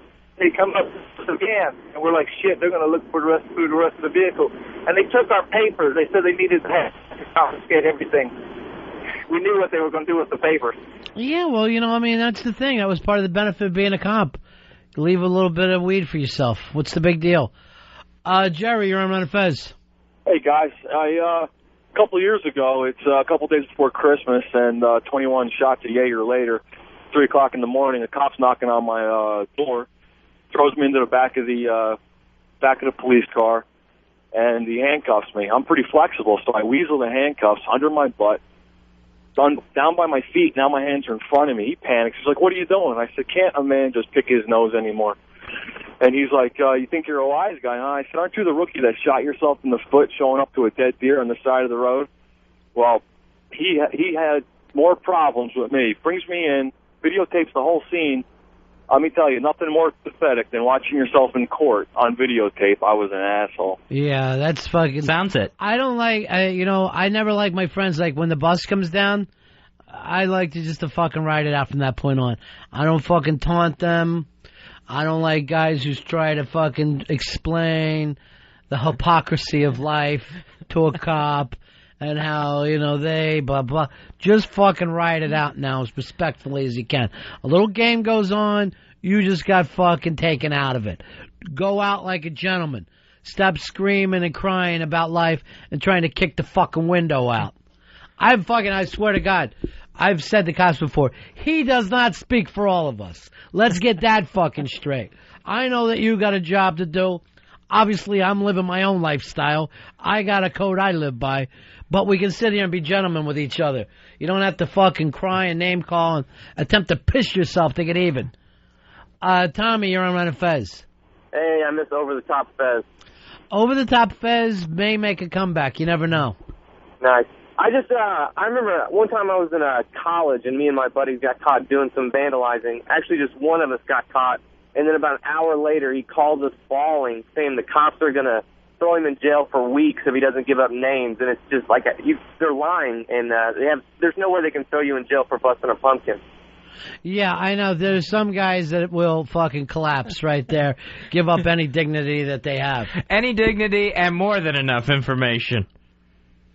They'll start confessing to parking tickets they had. Well, no one ever confesses to their own. They confess to everybody else's. They can't wait to sing. You gotta fucking sit there like a gentleman.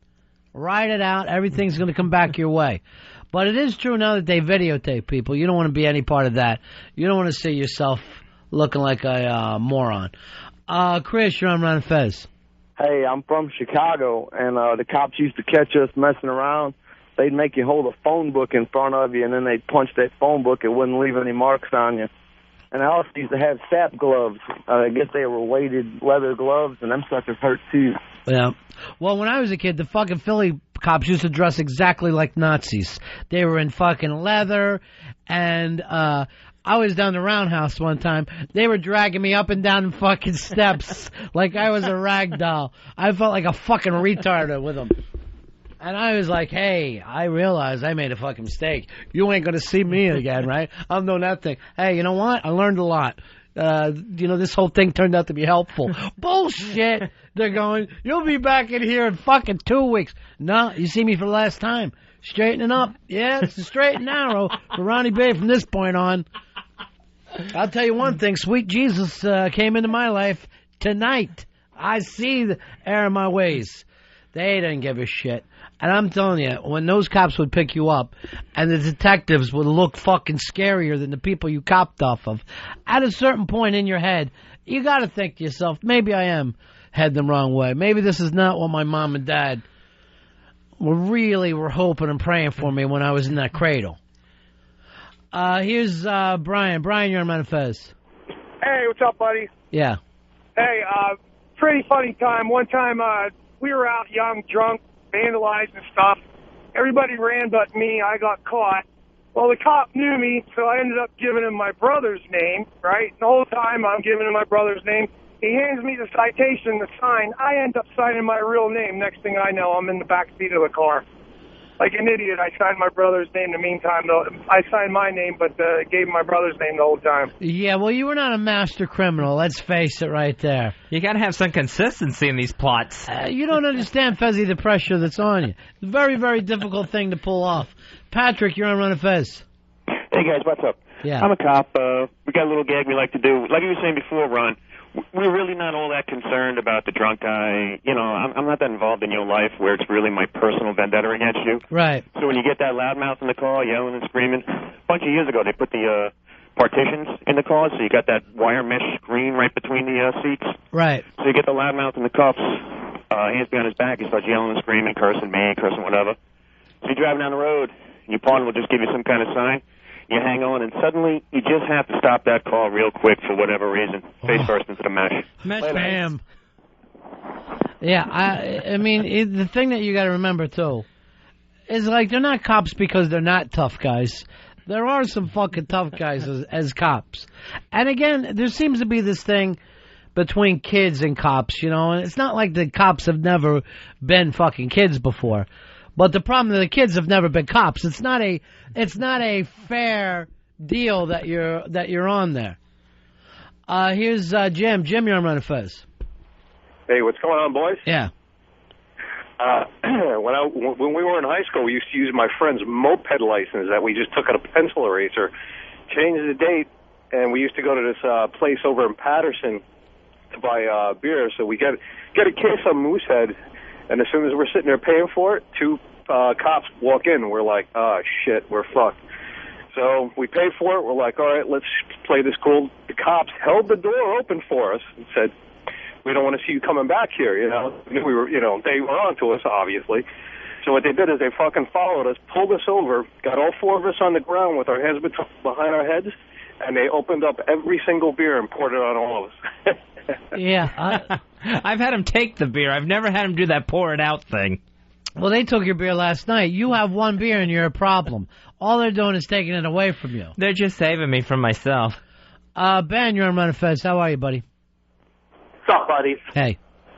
Hey, when I had one of those lazy cops live up on my street. He was actually my friend's dad. And one day we missed school, and he actually put us in the squad car and pulled the bus over to make sure we got on the bus. You know, that's the whole weird thing, too, is like, you know, you think of police as state police, city police. It's the local cops that are just the fucking wackiest because they live in your neighborhood. They know you. They know you're lying. You know, you might know their brother or their mom. It's always the strangest deal at all. And I remember we would be kids, like 15 years old, saying to the cops, and this is a true story, no, I swear to God, all we got is this beer. We're not smoking dope. All right. I come back here and you guys are smoking dope. You're going in for the beer. They would let us drink if in the back of their mind they thought that we weren't doing dope. Stopping the worst of two evils there. You know, I don't know what got into their mind that you can't do both. You know, when I smoke a joint, I like a nice cold beer with it. I'm able to do acid and have some fucking wine. I don't choose between one or the other. So this whole thing of we're going to let you drink, I am, honestly, I think the world's woken up to that one. Here's Eric. Eric, you're on Ron and Fez. Hey, guys. Yeah. Hey, back in 1990, myself and four friends were involved in bank fraud. And none of us were going to give each other up, and one guy did. And I had two FBI agents come to my house to arrest me. And, you know, I, being cool, I was going to cooperate with him. And the one guy went to put my hands behind my back and handcuffed me.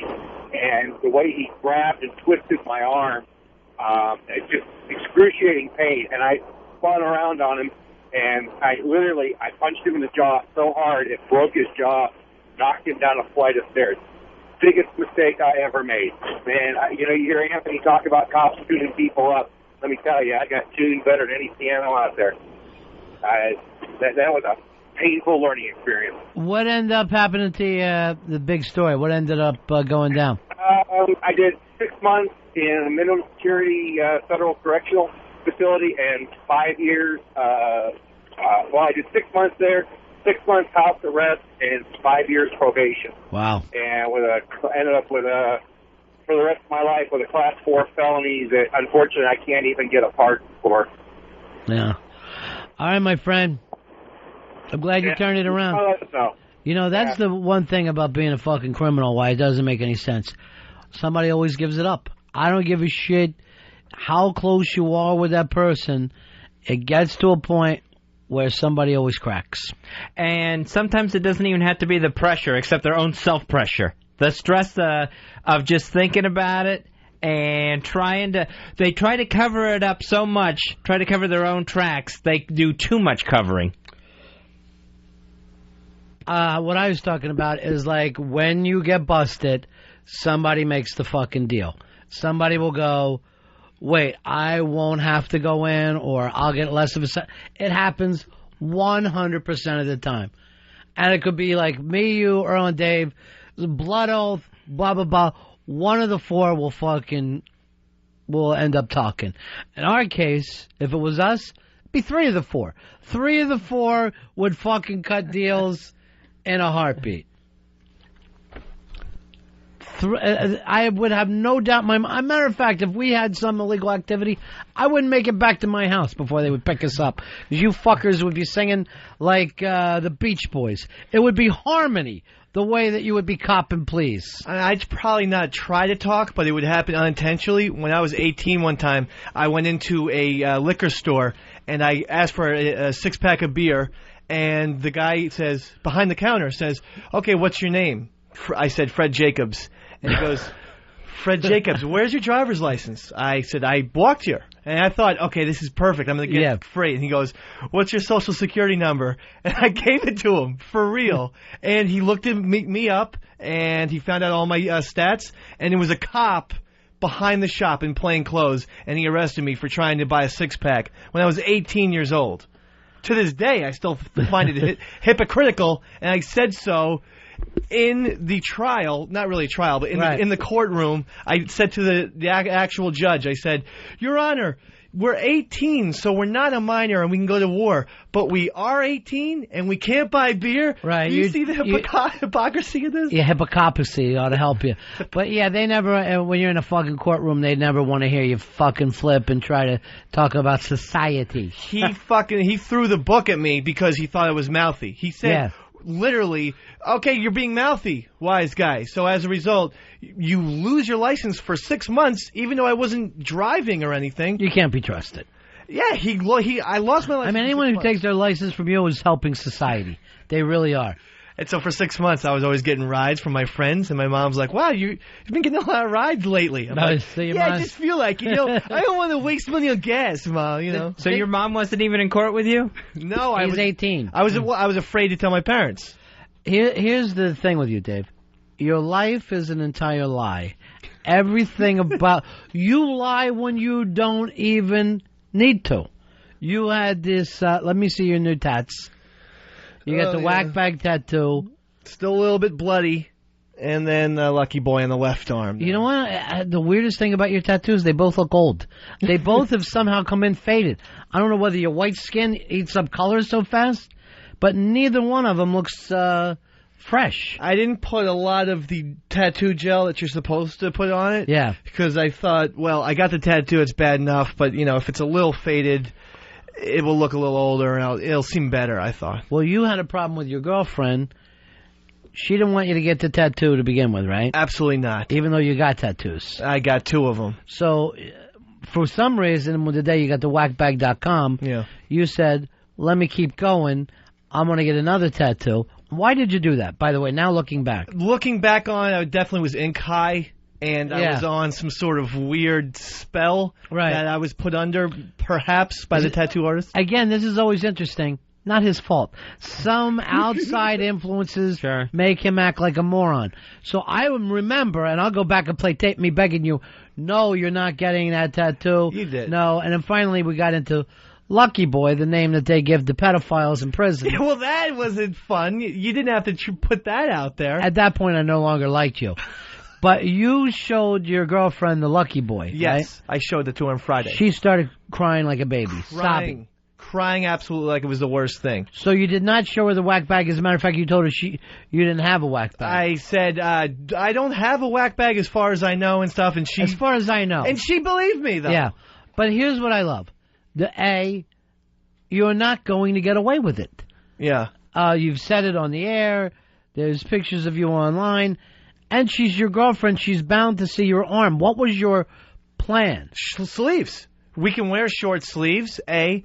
And B, it's on the inside of my arm. So if I just angle my arm like this in the front of me, I don't think she would ever see. So you planned on spending the rest, because you want to marry this girl someday. Yes. You were planning to spend the rest of your life angled. I was going to try. So your lie was going to be so much that she could not see the underpart of your arm. I was going to try that, yeah. And I thought, okay, well, if somehow she spots it 3-4 years down the line, she surely can't be angry then. You know, by then, why would she be pissed off? Would you say that you and her have a mother-child relationship? Because I cannot imagine having a girlfriend and trying to hide who you are from her. With certain things, yes. I hide little things. What kind of things? I hid the tattoo. That's apparent. I hid my pornography. Okay, I'm not afraid to say that. Right. She found out about that and was absolutely crushed. See, I'm on a losing streak with her right now. Right, I see. Now, here's what I'm asking you, though. And she's mad at you now to this moment? Yes, she's very pissed off about the whack bag because she saw that on ronfez.net. I don't understand why you don't say this. You say to her, you say you love me. She does say that, right? Yes. Well, here's who I am. I'm a guy who has tattoos. I'm a guy that enjoys some porn. Yeah. And if she doesn't accept you, what are you doing with these dreams that you want to spend the rest of your life with her? She doesn't really like the real you. Just this fake you that you're trying to give her. A guy who doesn't sit there jacking off constantly. Well, girls don't want to know about the porn, you know, and that's why I thought the hiding would be a good thing. I'm going to tell you right now, some girls don't mind. I know that it doesn't make sense to you in your tiny little world, but there are women that go, whatever he's into, I will accept. Well, I wasn't sure. I didn't know her exact stance on pornography, but the other day I have a 5-DVD disc changer, and I had loaded it with a bunch of movies, you know, Rushmore and Godfather, and we got liquored up, and I'm like, let's put in one of the movies, or let's play one of the movies that's in the thing. So I put disc 1, it was Rushmore. She had seen it already. I put on disc 2, it was Godfather. I said, okay, let's keep scrolling. Disc 3, I had forgotten to take out one of my porns, and it was a blonde girl getting finger cuffed by 2 huge black guys, and she actually screamed. She actually went, ah! Like that. And I was like the uncle who farts, you know, in the holidays and pretends he didn't do it. So I was like, hey, what was that? What the hell? I don't know what that was. I have no idea. She's like, what the fuck? What is that little girl with the 2 black guys? I'm like, I have no idea. Must be some weird movie Earl gave me. No, why can't you say this to her? Honey, I can't even get a hard on unless I'm looking at black cock. I need this. These are things I need when I get home from getting beat up at work all day. That was obviously where you stopped the DVD. No, I stopped it because I wasn't a fan of that. It was blacks and whites cum suckers, and I thought... Why would you have blacks and whites cum suckers? I thought it was black chicks. I don't mind mixing it up, a little salt and pepper, Asians, whatever. I like them all. So, what happened when she saw... I mean, how long to get her back to normal? Well, see, that was another 2 hours. We were totally drunk, and another 2 to 2.5 hours of me saying, no, man, this must have been a mistake. I borrowed it from Earl. Like, I think I blamed him a bunch of times. But this is my... and that's... Earl, why you get mad at that?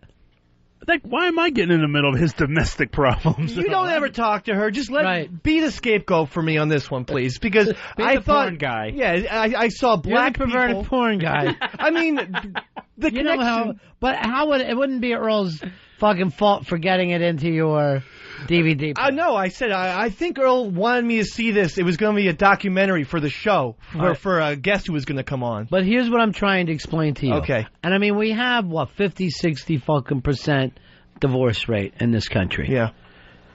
The woman that loves you, right?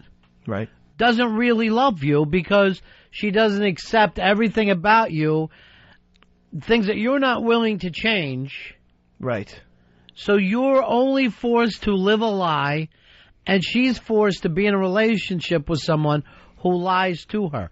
This fucking thing cannot last. It cannot work. I don't see it as lying, more as living a life of secrecy. I have CIA agents. Oh, okay. Wait a second. I see. CIA agents do it all the time. They're watching black cocks on white girls. And the fact that she said little girl, I even want to stop it. Because I have a feeling that it's fucking black guys raping pets. No. But, I mean, people sometimes... See, I disagree with you, Mr. B, because I never lied to her. I never said, I don't have porn.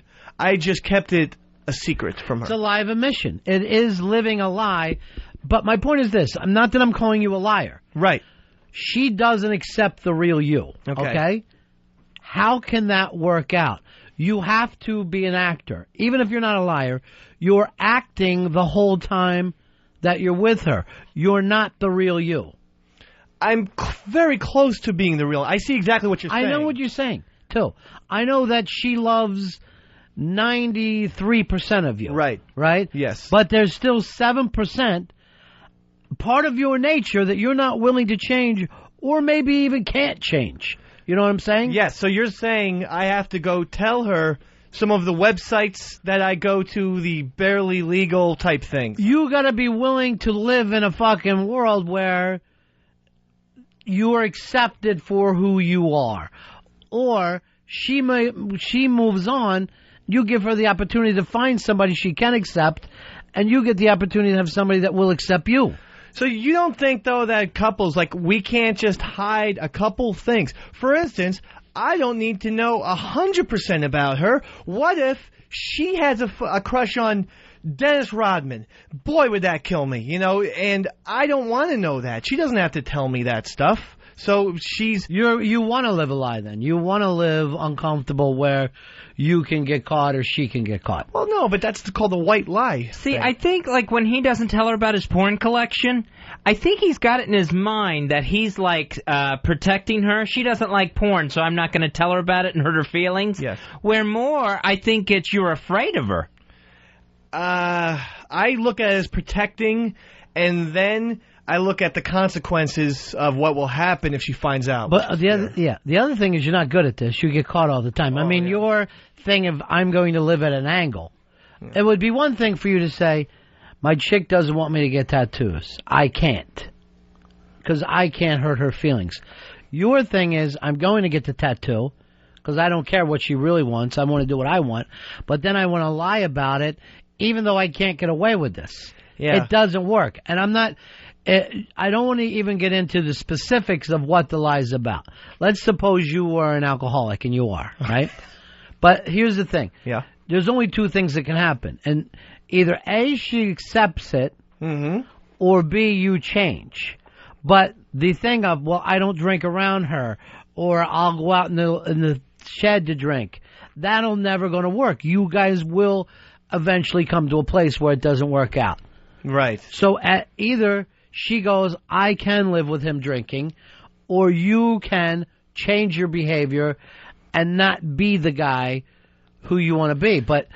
Or either that or you go, we like each other so much, but we got to go in different directions because we'll fucking hurt each other if we stay together. I mean, there's nothing, like, if you're with someone, there's bound to be a couple traits that you don't like about them. But you have to accept it. You cannot change other people, which is what she's attempting to do with you. You know what I'm saying? The whole thing about being in love is I accept this person. You're not fucking marrying a saint on this planet. You're marrying people, human beings. You're living with them. They have faults. They do things. Either you can accept them for who they are. Right. Or you cannot. You cannot change them. So you need full disclosure, then, is what you're saying. Well, as a person, you need not to be ashamed of what you do.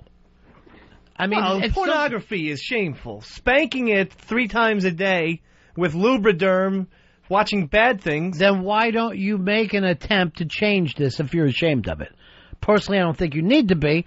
But if you feel like what I do is wrong, you're not attempting to change that. No, I'm not. You're going out of your way to buy Lubriderms and pick up black cocks on underage girls. Yeah. So you're not, you're embracing this thing. So apparently on some level you're not ashamed of it. No, I'm not. I think. But you just told me it's shameful. Well, it's shameful for a girl to think of their boyfriend with that stuff. I'm going to tell you the truth. False. There are some women that will accept it 100%. Some women that'll sit there and watch it with you. Ooh. Fucking jack you while you're watching. I'd love that. Fucking put on a fucking outfit. That girl is out there. Trust me. Yeah. But you're not getting to her, and you're not letting your girl find a fucking normal nice guy for her that doesn't need these things. Oh, yeah. Well, but I mean, I accept her pretty much completely. Because she's a normal person. Yes. You're the one that gets... It's you or the one that living in a lie. I don't know whether she is... the only problem that I see here is that she thinks you are not the fucking guy that you are. No, I think she does. It's just some of the seedier behavior. I mean, she allows me to drink, whenever I want, whatever I want at 11 a.m. on a Saturday afternoon, if that's the case. If you're trying to tell me that she's a great girl, yeah, I agree. What I'm trying to say this, she doesn't accept all of you. Right. Which forces you not to accept all of you. Well, actually, in a weird way, I think projected my fears onto her. I mean, I don't think Maybe you have. she ever specifically said, don't spank it to Black and White Cum Suckers Volume 14. I think that I just assumed she's going to... You said she screamed, hurt me. And you started lying. Hurt you how? With tears. Tears hurt me more than fists, Mr. B. Let me punch you in the fucking face. I guarantee. I'll punch you in the face, or if Fez will cry and say he's disappointed, we'll see what hurts you more. That'd be easy enough. It's very, very hard for you to follow a conversation. No, I do. I understand what I'm trying to say is it's 100%. It's not accept 98. Do you accept that person for who they are, even the behavior you don't like? That's a great question. Because I'm going to tell you right now, if you have a girlfriend and she leaves dirty glasses around the house, it ain't going to fucking change. Right. Because it doesn't fucking matter to her. Yeah. It matters to you. So she might take him back 90% of the time not to hear your shit. But what her nature is to leave dirty glasses out. So either you can put up with that and go, I don't like it, but that is life around here sometimes. Or you got to get the fuck out. But you cannot change her. And she, more importantly in this case, she can't change you, but you're lying to her all the time. Which adds something else to her list of complaints. I mean, she already can't change those things, but now on top of it, there's lies. Yeah. I really did see them as secrets as of yet to be unveiled. I didn't see them. Well, when it was unveiled, you screamed, I don't know where that came from. Earl broke into my house and put it in here. So you did not use that opportunity to say, this is something I do. Yeah. And maybe you should do that. And then maybe you should say, look, I don't know if I'm going to do this forever, but this is one of the fucking things I do. And you know what? I'm a tattooed monkey. I'm fucking blazing my tats. This is who I am. You've got 12 tattoos now. I do, 12. Let's stop acting like you don't have tattoos. You don't get tattoos. That is part of who you are. You're a maniac. Yeah, but she met me with the tattoos when I had long sleeves. I had all long sleeves and tattoos and stuff. I never thought she was crazy about the tattoos. Don't think she's a Pink Floyd fan. In fact, she always falls asleep. But I will ask her, hey, tonight, I'm going to ask her, after Mario Kart, do you accept me for who I am? Because, damn it, sweetheart, I accept you for who you are. Do you really? Yes, I do. You really cleared some things up to me with me. I don't appreciate, and Claire, if you're, well, she doesn't have a MiFi, but Smart. I don't appreciate when she leaves lots of dishes. She cooks all the time for us and doesn't do the dishes. That does upset me quite. Try to blame it on Earl. So then, if you can accept that, you can watch a little porn. I can't accept it because you know why? Guess what? The last 7 days, the dishes are in the sink. No disasters have happened. You know, we've got 12 or so fruit flies. That's it. Steve, you're on Ron and Fez. Hey, guys. Hey, Dave, be true to yourself. I mean, if you're into that, maybe you're afraid she's going to be into it. Is she a black chick? No, she's a white person. Black. So you're into black chicks? Or black dudes? He likes to see black guys with white chicks. Oh, that's not it. Hey, we accept you. Like ice cream, I like different flavors with my women. I don't need, black You know what? I don't want to bring that into it right now. That has nothing to do with it. Ice cream. Yes. I don't know what you mean, ice cream. But I don't need, like, my girls, you know, I like my girls like ice cream, and what do you... Let's try to get you back into the thought thing. Are you afraid for her to watch it with you? Because I know some guys are like, they want their chicks to do freak stuff, and then think, wait, that's the mother of my kids. No, look at this fucking whore. I wouldn't look mind. at this whore. No, I wouldn't mind that. I told you. I insist on her talking dirty and stuff. So if I'm willing to do that, it's not dirty. It's retarded. Where you have her say big cheese and twat. The fucking least sexy of all vagina words, twat. Sounds like somebody took wet toilet paper and threw it against a window. That's the fucking sound it would make. I like the C word. I like her to say the C word too. Here's Rob White, the guy who gave you your tattoos. Hey Rob, how you doing, buddy? What's going on, guys? Jesus, what's up with this fucking guy? He's the tattoo tough guy one day. Right. Now all of a sudden he's crying over here. His woman's telling him what to do. You got to get out there and you got to be like, woman, get in that kitchen and do them fucking dishes and make me a sandwich. I'm gonna be fully tattooed, and that's the way it is, you know. All What the hell is he doing? That's all I needed, Rob. For fuck's sake, let a guy have a down day once in a while. Maybe I caught some of Earl's weirdness and shit, and I'm ready to slam. Ron already cleared it up. Yes, Rob. That's right. That's how you got to tell her how it is. Jesus Christ, hiding his Lucky Boy tattoo over there. Come on. Why? The thing is, Lucky Boy, she ought to be proud that she's out with the Lucky Boy. She saw it. She saw the Lucky Boy. Did she say she was proud? No, What'd she say? She left the fucking apartment and went back to New Jersey for the weekend. How about that, Mr. B? And thank you, Rob. Thank you. No, it is none of this is anybody's fault but your own. So she was so mad at you, she left. Back to Jersey for the weekend. Thanks a lot. What did you say? Oh, and by the way, there was plenty of spanking then going on, so how about that, Claire? Face! All right. Looks like I outsmarted you, Claire. West Side, whatever your fucking name. Lucky girl. All right, thanks, Rob. Rob, go ahead, plug your place again. Oh, it's Cliff's Tattoo. You can catch us on the internet at MySpace/CliffsTattooLI.com. All right, thank you very much, my friend. Thanks, Rob. Now, Dave, I got to agree that a lot of people live like you. Yeah, okay. That makes me feel a little better. You know, and part of the thing is I think that we all attempt to live by rules other than our own. You know what I mean? Because we think, well, my parents, their marriage was like this. Society tells us, you know, one guy, one girl, blah, blah, blah. Not everybody can conform to that. Not everybody can do that. And it's possible that we don't give other people credit for being adults. I mean, I probably don't. The way you're talking, I probably don't have to hide all this shit from her. I don't think. If you come to her straight up, not have her find it in the middle of, oh, I think I'm going to be watching Rushmore, but just say, you know what, honey, and it has nothing to do, blah, blah, blah. This is part of who I am.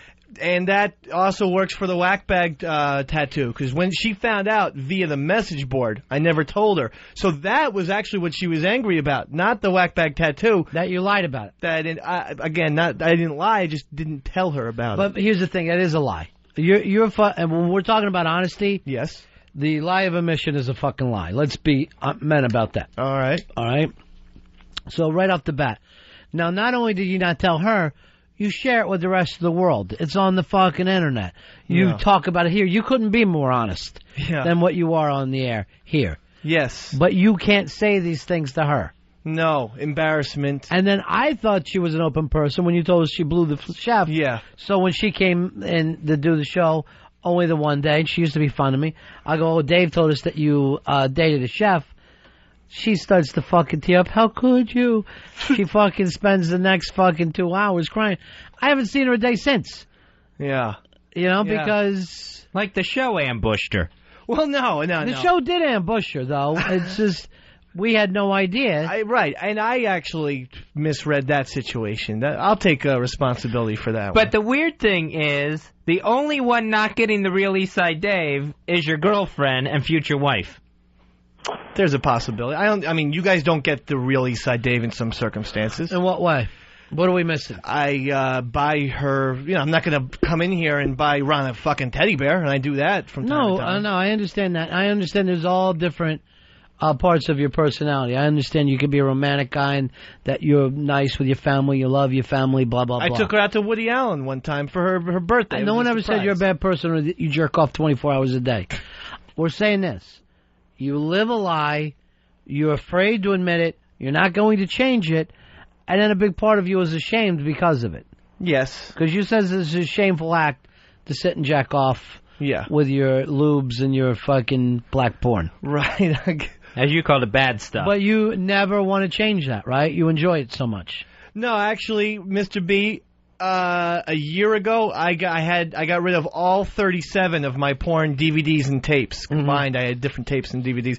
I put them in 2 different sneaker boxes and chucked them out into the lake. And I never... Because of your shame? Yeah, because, no, I thought, I'm going to do this time.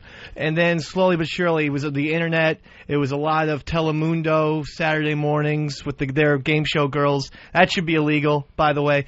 And slowly... We can't protect you from yourself. Well... Okay, it's not up for society to fucking stop you from jacking off. Well, you have to come to some grips whether you're going to do it or not, and take your own responsibility. I've heard you like fucking 10 times and I take responsibility for your actions here today. I'm going to starting today because what I'm going to do is get rid of 7 of my DVDs. Can and I tell you that'll something? cut down on them. Here's my acceptance of you. Yes? You're a fucking idiot. You can't do this stuff. You're keeping your job. But I don't have to sit and listen to you lie and say that you're cutting back on your porn or think that I fucking care. I'm telling you you're a moron. You're a fucking idiot. Nothing's going to work out for your life. I'm going to keep you here because I find it somewhat entertaining. Wait a second. Can't people have certain moments of clarity? The way you moments of clarity is not going. I'm going to throw away 7 of my 40 porns. And why throw them in a lake? Why not just put them in a garbage can? Because it's more ritualistic. You know, it's like back to the waters where you came from. The porn water? No, that takes me back to my you're a moron and an idiot talk. Jason, you're on Ron and Fez. What's up, buddies? Yeah. Dave, I got to call you out on something. You said that you didn't like black cock and you wanted your women with a little bit of flavor to them. The previews are on the back of the DVD cover. You knew it was he knew what he was doing. there. He lives a lie. I understand that a couple of the scenes are going to be black guys, but really I was buying it for the black chicks. That's why I was buying it. Wrong way. You're on Ron and Fez. Hey, I just want to tell Dave that these women will use that crying against him big time. And it works. How has it worked? You keep getting tattoos and you keep watching porn. None of it's worked for her. Well, he said that it was hurting them more than a hit. And that gets the fucking upper hand. Now she's able to do some stuff that she wants to do. Now she's getting the teddy bears, the dinner's out, because you feel guilty. And it's this fucking circle. You know, and maybe you like it. Maybe that's your thing. Some people I tell you. have that makeup. Plus, another thing with the DVDs and everything, would she rather him go for the real thing? He's not going to be able to get the real thing. He's fucking hideous looking. I mean, the only way you're going to get another woman is rape. It would take rape for you to have sex with another woman. Oh, I'm not And it couldn't be a very strong woman. If he paid enough, I'm sure, somebody would stoop I to that can't level. imagine there's enough money for any prostitute to lay down with him. I cannot. I think that they would do donkey porn before they would lay down with Dave. And that's not a shot at you, Dave. It feels like it. Why? It's just a donkey over me, it doesn't feel normal to be compared to an animal. Mule? I guess. I think they're a little smaller, but... Jeff, you're on Ron and Fez. Whoops, let me go again. Jeff, you're on Ron and Fez. Yo, yeah, hey, Dave. I mean, this all comes down to self-esteem, man. You gotta have the self-esteem to say, I want to look at porn. This is my hobby, and I can find somebody else if you don't want to, support it. And she needs to have the self-esteem to accept that you're looking at porn. What does she feel she's competing with these women? Or I think so. What? Yes. I think she does think. But you don't know that because you haven't discussed it with her. No, you haven't said, what is your problem with porn? No, you never have. You haven't been adult about it. It's like these guys that they act like, oh, I'm out of the house for 5 minutes. I'm going to get a donut. And, you know what I mean? It's not even like fucking dope or alcohol or prostitutes anymore. It's just doing something that she doesn't know about. And again, it's setting up this mother and child fucking relationship.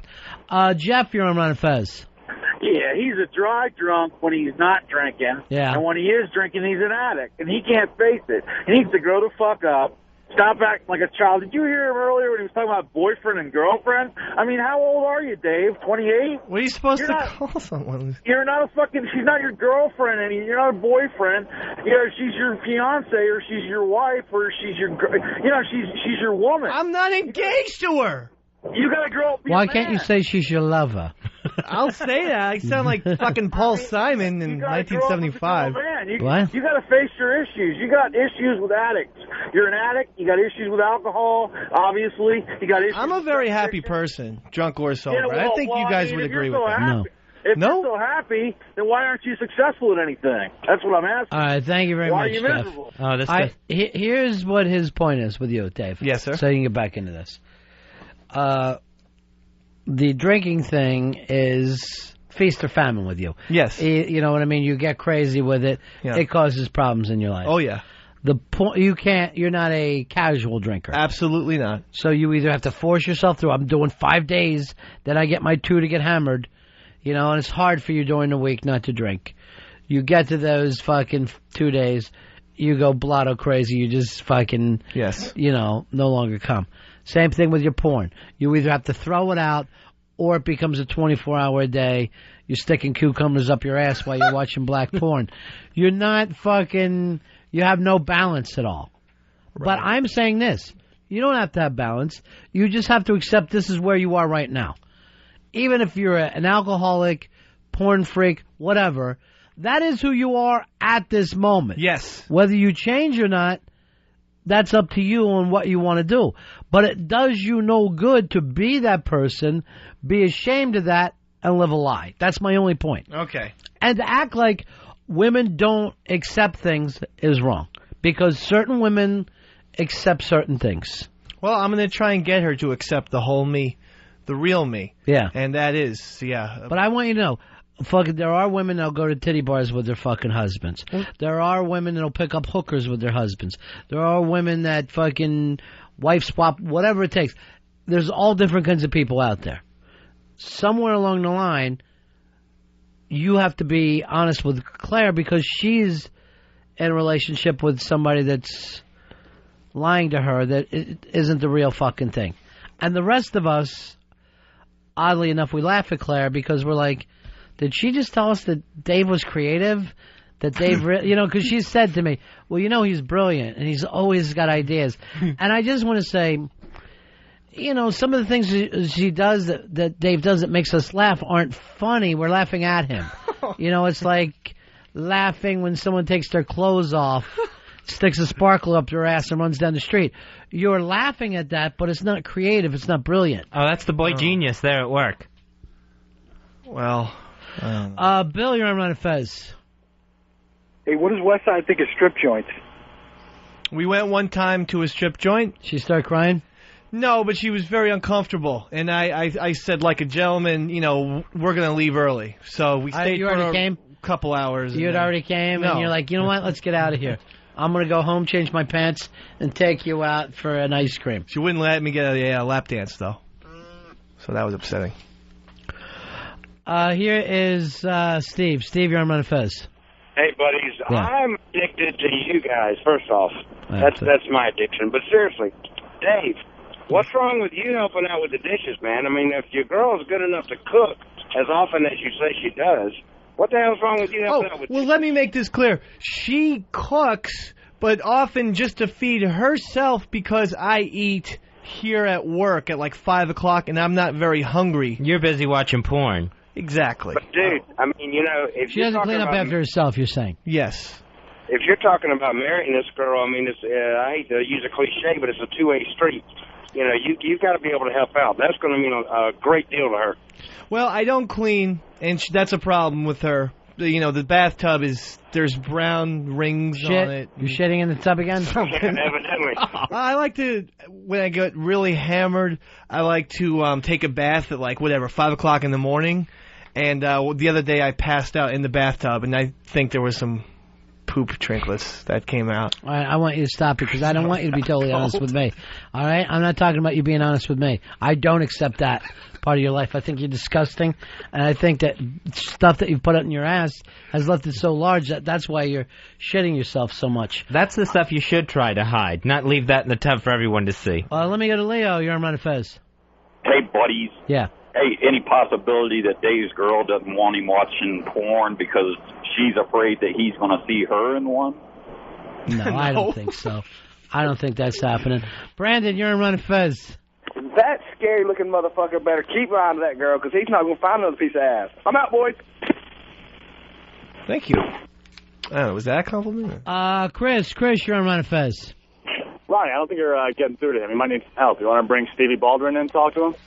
You know, I tried to get Steve on here through Earl. Earl, have you ever tried to contact his people? Yeah, we've been trying to. He's supposed to be in town on Tuesday, and we're trying to get him to come in on Tuesday. In town? The guy lives in fucking Westchester. Well, in Midtown Manhattan. But why do we have to wait until he's in Midtown doing something else? He's 20 minutes away any given day. Like, if I was going to one place, I don't want to go to two places that day. I don't know why that's always a positive with you. If you're like, oh, well, they're doing the Today Show, so we'll try to get them on the same day. That makes for a long day. His theory is if he can just get him in the neighborhood, it's as good as having him here. What's the latest, Stevie Baldwin? Because I know Stevie lived a wild life. Then Sweet Jesus came into his life, turned everything around. Now he doesn't want anybody to, have a wild life. What's his latest? His latest, he said that on the Hollywood list of people that he prays for, Tom Cruise is number one. He prays for Tom Cruise's soul, and he'd love for the Holy Spirit of God to reveal the truth to Tom. The interesting thing is his number two? Yeah. Anson Williams. So you never know who he's going to pray for. I think we all have to pray for Potsy. Now, Tom has his own religion. Yeah, and Stephen Baldwin doesn't believe in Tom Cruise's religion, thinks it's a false religion, and is worried about eternal damnation for Tom Cruise for not believing in Christianity. Eternal damnation being bad cable films that don't come on until 3 o'clock in the morning. We will always see you. Look at this on TV, Fezzy. School shooting in Montreal. 3 people shot. Guy inside a college there. Dawson College in Montreal. You don't expect that in Canada. That seems like they're stealing our gimmicks. Take care, Johnny. He always has to wave goodbye. And I always think that he wants to get on mic. Marianne, you're on Ron and Fez. How are you? Hey, buddies. Doing good, thank you. I wanted to throw my 2 cents in about this Dave situation. Sure. I think what he's doing with these sides, it happens with a lot of men and women relationships. They hide things from one another. I'm personally not in that type of relationship. I'm 100% out in the open, but I have to tell you that I think this goes on all the time because I hear a lot of it from my friends. I don't know why it happens. I think it's that men are from women, men are from Mars, Venus, thing. Venus are from women. Yeah. Yeah. All right, Marianne, you're in a relationship? Yes, I am, long term. What is the weird things that you two accept about each other? Okay. Yeah, this is an example. I am a real kind of a pig. I throw things where they go down. I don't take things to the kitchen sink, Right. It's not important to me. Right. And that's fine. That is absolutely accepted. There were many fights before it got accepted, but, you got to do that, Ron. You're right. You can't lie. You're either going to accept that person or you have to or else you have to say, I cannot live with that person. Now, it's hard for me to have this conversation because, Fez, you're not willing to be in a relationship. Right. Earl, you're not willing to be in a relationship? Oh, at the moment, no. But when I was in a relationship, I was completely open. I was completely... You don't do anything but faint. No. But you cannot be the long-term relationship guy because you haven't been in one. No, I haven't. Bingo, Not in a while. Ron. That's the secret of success for so many people. That right there is the secret to success. Yeah. All right, thank you. Your entire life. All right. How fun is that? All right, thank you very much. And there's nothing wrong with that, Earl, if you're like, I have to have my little peculiar things and I don't like them fucked with, whatever. There's nothing wrong with that. I mean, to me, it's more responsible that you're like you are than if you were in, 3 or 4 divorces by now, which you could be at your age. Oh, definitely. I mean, but I've always been very straight up, very honest, almost to a fault. Yeah, I can't stand you. And I can only spend so much time with you. I can't imagine that a woman could spend any more time with you than I can. He has to tell a woman up front, you cannot have Febreze in this house. I get to a point where I'm like, I enjoy you. Okay, now I have to get away with you. I can't hear another Muni story. And I'll turn him around and run. Now, if I was his wife and I had kids, I'd probably leave during the middle of the night, just for the Muni stories alone. Here is Toby. Toby, you're on Ron and Fez. Hey, buddy. Yeah. Look, I've been listening to you guys for a while, and I looked up what Ron and Fez look like, but I purposely not looked up anybody else. And does anybody else think Dave sounds like Michael Rappaport? Well, there's a Michael Rappaport thing where he's probably from the same part of the world, right? Yeah, well, he's from New York. I'm from New Jersey. Right. Both have curly hair, I guess. You guys look like you could be related. He's an Irish guy, though. Here's Michael. Michael, you're on Ron and Fez. Hey, buddies, it's Michael. Did they tell you this was Michael from Eggplant Queens? Hey, Michael, how you doing, pal? Good. How's it going, man? Good.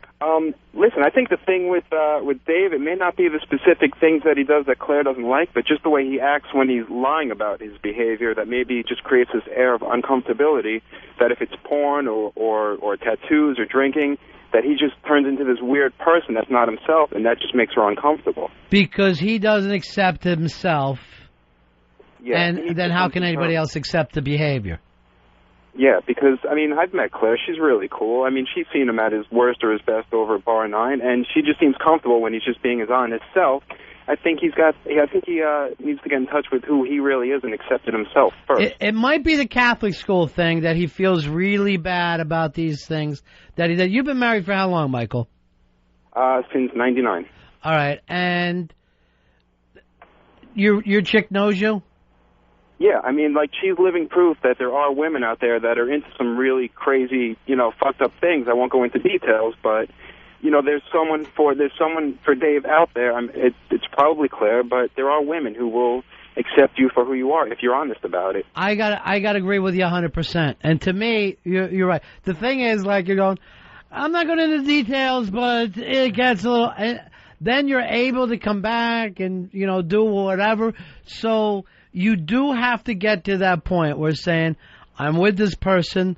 They get a little crazy every now and then, but that's all part of the same package. Like, instead of, it's not black, it's not white, it's all a little gray. That, Michael's not the perfect person. His wife is not the perfect person. And together it works out a little bit for him. Yeah, because there's no lying, there's no fear. You don't get the fear, you don't get the paranoia. You just accept each other, and you just have to have that open line of communication. And then you can push certain boundaries, and as long as you're comfortable with each other, it works and everyone's happy. Now, you've met his wife, too. Unbelievably hot, Fez. Yeah, very attractive. Very, very smart girl. Very, very cool girl. Shows up to all his shows. She's just they seem like they're crazy about each other. And I think Claire could make it there. I think Claire could be that chick if Dave would be a stand-up guy, if he would stop living the lies that he's living. Yeah, Dave has to let her be that chick. In fact, I mean, Christine has met Claire, and they got along famously, so there was no, they felt like they were kind of coming from the same place, but, I mean, Dave just has to be honest with Claire. You think what I'm thinking. Those two put on a little show for us one night. Let's just break her into the lifestyle. All right, Michael. We're on the same page. All right, take care, Nice to talk to you, pal. See you soon. All right, bye-bye. That's Michael from the Eggplant Queens, Fezzy, 3-time Grammy Award winner. See, we should have known. Someone should have told us that when he called in. We're going to break here. We'll be right back. Ron and Fez Show. Ron Bennington, Fez Watley, The Ron and Fez Show. XM 202. I used to Google everything. Now I ronfez.net it. I know the Google people have their super genius algorithms worked out on a chalkboard in outer space, but they don't have what ronfez.net has. They don't have plethora, Stugots, Funkman, Shellybink, Chivak, a.k.a. Tenbats. They don't have Mikey Boy, Because if the Google guys had this lot instead of their scientists and their space algorithm, well, they'd be the happiest millionaires in the world instead of what they are, miserable quintillionaires. The Ron and Fez Show. XM 202.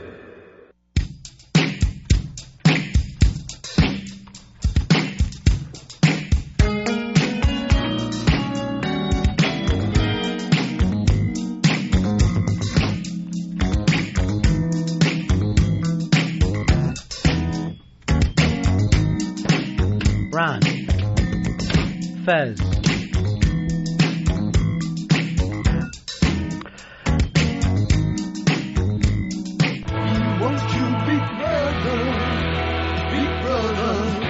It's a Big Brother update. Now, Fezzy, as you know, I've watched all the Big Brothers this year. I've read about it online. I watch the feeds sometimes. I think it's the best of all the reality shows. Last night is the Big Brother finale. But we are all going out to dinner together, the four of us. So I TiVo the Big Brother and make sure I'm going to have my chance to sit down to see who's going to be the big winner. Is it going to be Boogie or Catherine? What was her name? Erica, yeah. So they had been in that house for 72 days. It's been on TV the whole time. I followed it all. As soon as I sign on last night, I come home and I sign on just to check my emails, and I'm going to sit down and enjoy my show. The second I sign on, I get I am from Kathleen from the Bronx. Could you believe it? At least Erica didn't win. The entire season, Fez, that I'm waiting for one moment is gone. You put the whole summer into it. It's a summer you're not going to get back. It was supposed to be the summer of Ron. It really was. It was going to be the summer of Ron. Well, here's what happens, too. She knew we were all going out to dinner. She listens to this radio program. Yeah, that's right. You know, she is one of my Big Brother buddies, but I wanted to watch it live. You know, I'm actually surprised she did that to you, because she's done it to me all summer with Big Brother, where she watched the online stuff, the 24-hour feed. Yeah. And then so before, she'll tell me what happened on an episode before it actually airs. Oh, Janelle won the power of veto. I don't mind that at all, because that happened to you. But this time, Fezzy, she crossed the line. It happened to me. You know, what's weird is the only other person I know that does this is KOP. KOP, 2 Big Brothers ago, constantly gave up information. Yeah, they're running buddies. Yeah. Those two are running buddies. That was when we worked nights at WJFK, and KOP would come in and ruin Big Brother constantly. Oh, before you could go home and watch it? Exactly, or any other reality show. Yeah, people, when you work nights, they will always go, I guess you heard, blah, blah, blah, got voted off. No, I didn't hear, because as you can tell, I'm doing a radio show right now. KOP is basically the male version of Kathleen of the Bronx. I can't believe Kathleen from the Bronx did that. Because I would type back things like, oh, I guess I don't have to watch tonight's episode now. So I would have thought through sarcastic typing that the message would have gotten through. How hard is it to say, hey, did you see the last Big Brother? I try to do that with anybody about any show. You're thoughtful. Because I never want to give, whether it's Lost or anything. Did you see Lost last night? Right. It's that simple to do, people. There's your conversation starter. And I try not to do spoilers even when I'm talking to people about movies. Right. Or, you know, we had the guy that wrote the book. The book is, 14 years old, The Black Dahlia. But not everybody read the book, so I don't want to give away I try to talk in general terms with them so you can get a feel for it. But still go out and see the film if you haven't. I don't know what the sense of importance people have to have. Like, they're the modern-day Paul Revere letting you know that the British are coming. Would you say it's ego? There's got to be a little bit of ego in that. Out-of-control ego? Sure, unrestrained, to say the least. Yeah, to say, I'm going to be the person. Out of my way, everybody. I'm elbowing everybody out of my way. I'm going to give this to Ron. Good impression. Did you watch it last night, Fez? Yeah, I got to watch it. No, you were never a Boogie fan. You called him the flathead of the group because he was very much like a friend of ours in Florida. Yeah. What did you think of the last one? I enjoyed the last one. I thought it was very funny how Boogie didn't even hug Erica after he was announced the winner. After fucking around with her all season. I thought it was one of the better seasons with the All-Stars. I really enjoyed this past summer. Lou, you're on Ron and Fez. You know what I hate is when they put it up on the website at like 10 o'clock at night. So if you're on the West Coast, you're screwed either way. West Coast gets that happening all the time. And if I'm on the West Coast and then they show something from like a live show that always happens, it always annoys me. You know what I mean? Like now they started doing it on the East Coast. Well, they'll show parts of that night's Letterman. And I'm always like, I want to feel like Letterman is happening at this second. Yeah, you get to see the person walking out on the stage and greeting Dave. Mm-hmm. Or they'll even show a clip of, wait a minute, they're already into some wacky bit there. Mm. Yeah, that annoys me. That just annoys me to no end. One time I was watching The Apprentice, and NBC actually ran a promo for next week that showed, obviously, who had gotten fired before they actually did on the program.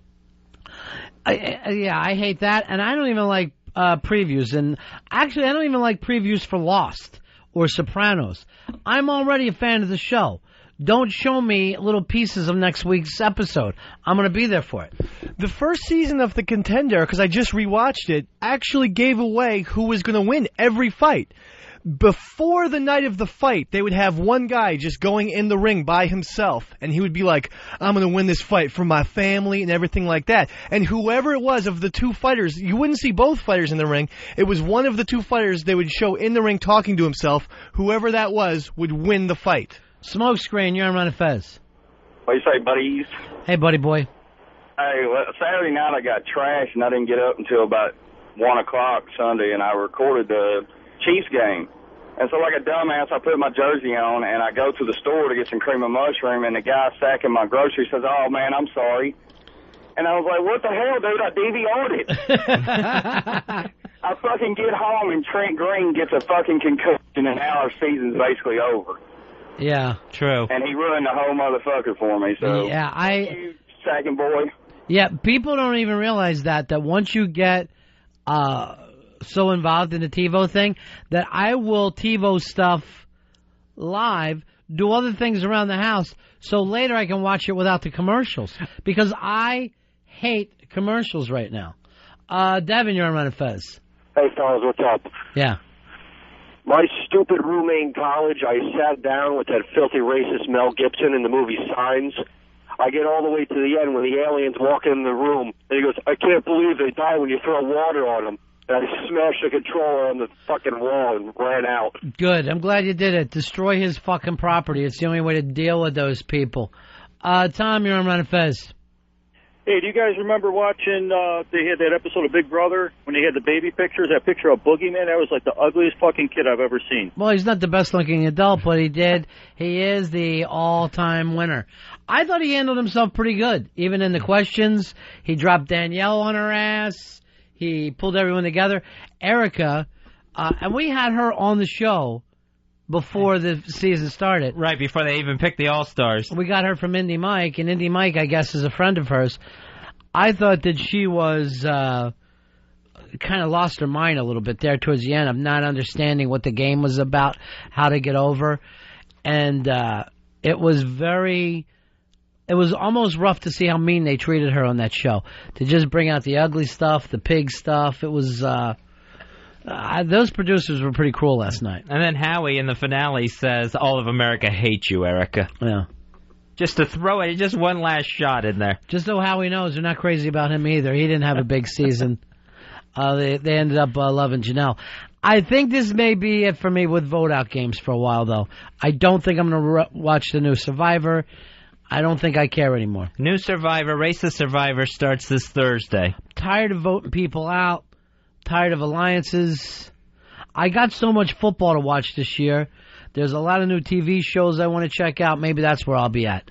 I'll find myself some new dramas, some new comedies. We're going to need you on board some of the vote-out shows, though. I don't want to do that. Let's watch Let's watch the Saturday Night Live spinoff shows that they're doing. We got 30 Rock and Studio 60 on the Sunset Strip. Let's watch some dramas. Let's watch some comedies. I'll do that with you.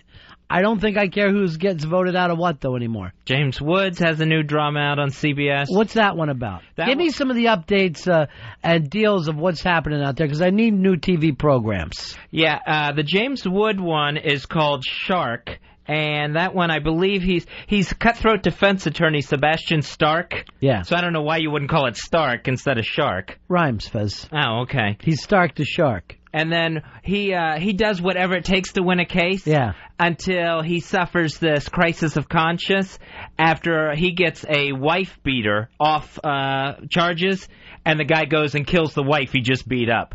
So he's going through a emotional, spiritual crisis as a shark lawyer, as he's teaching more young people how to become defense attorneys. I might give this a watch. I'm a big Jimmy Woods fan, Fezzy.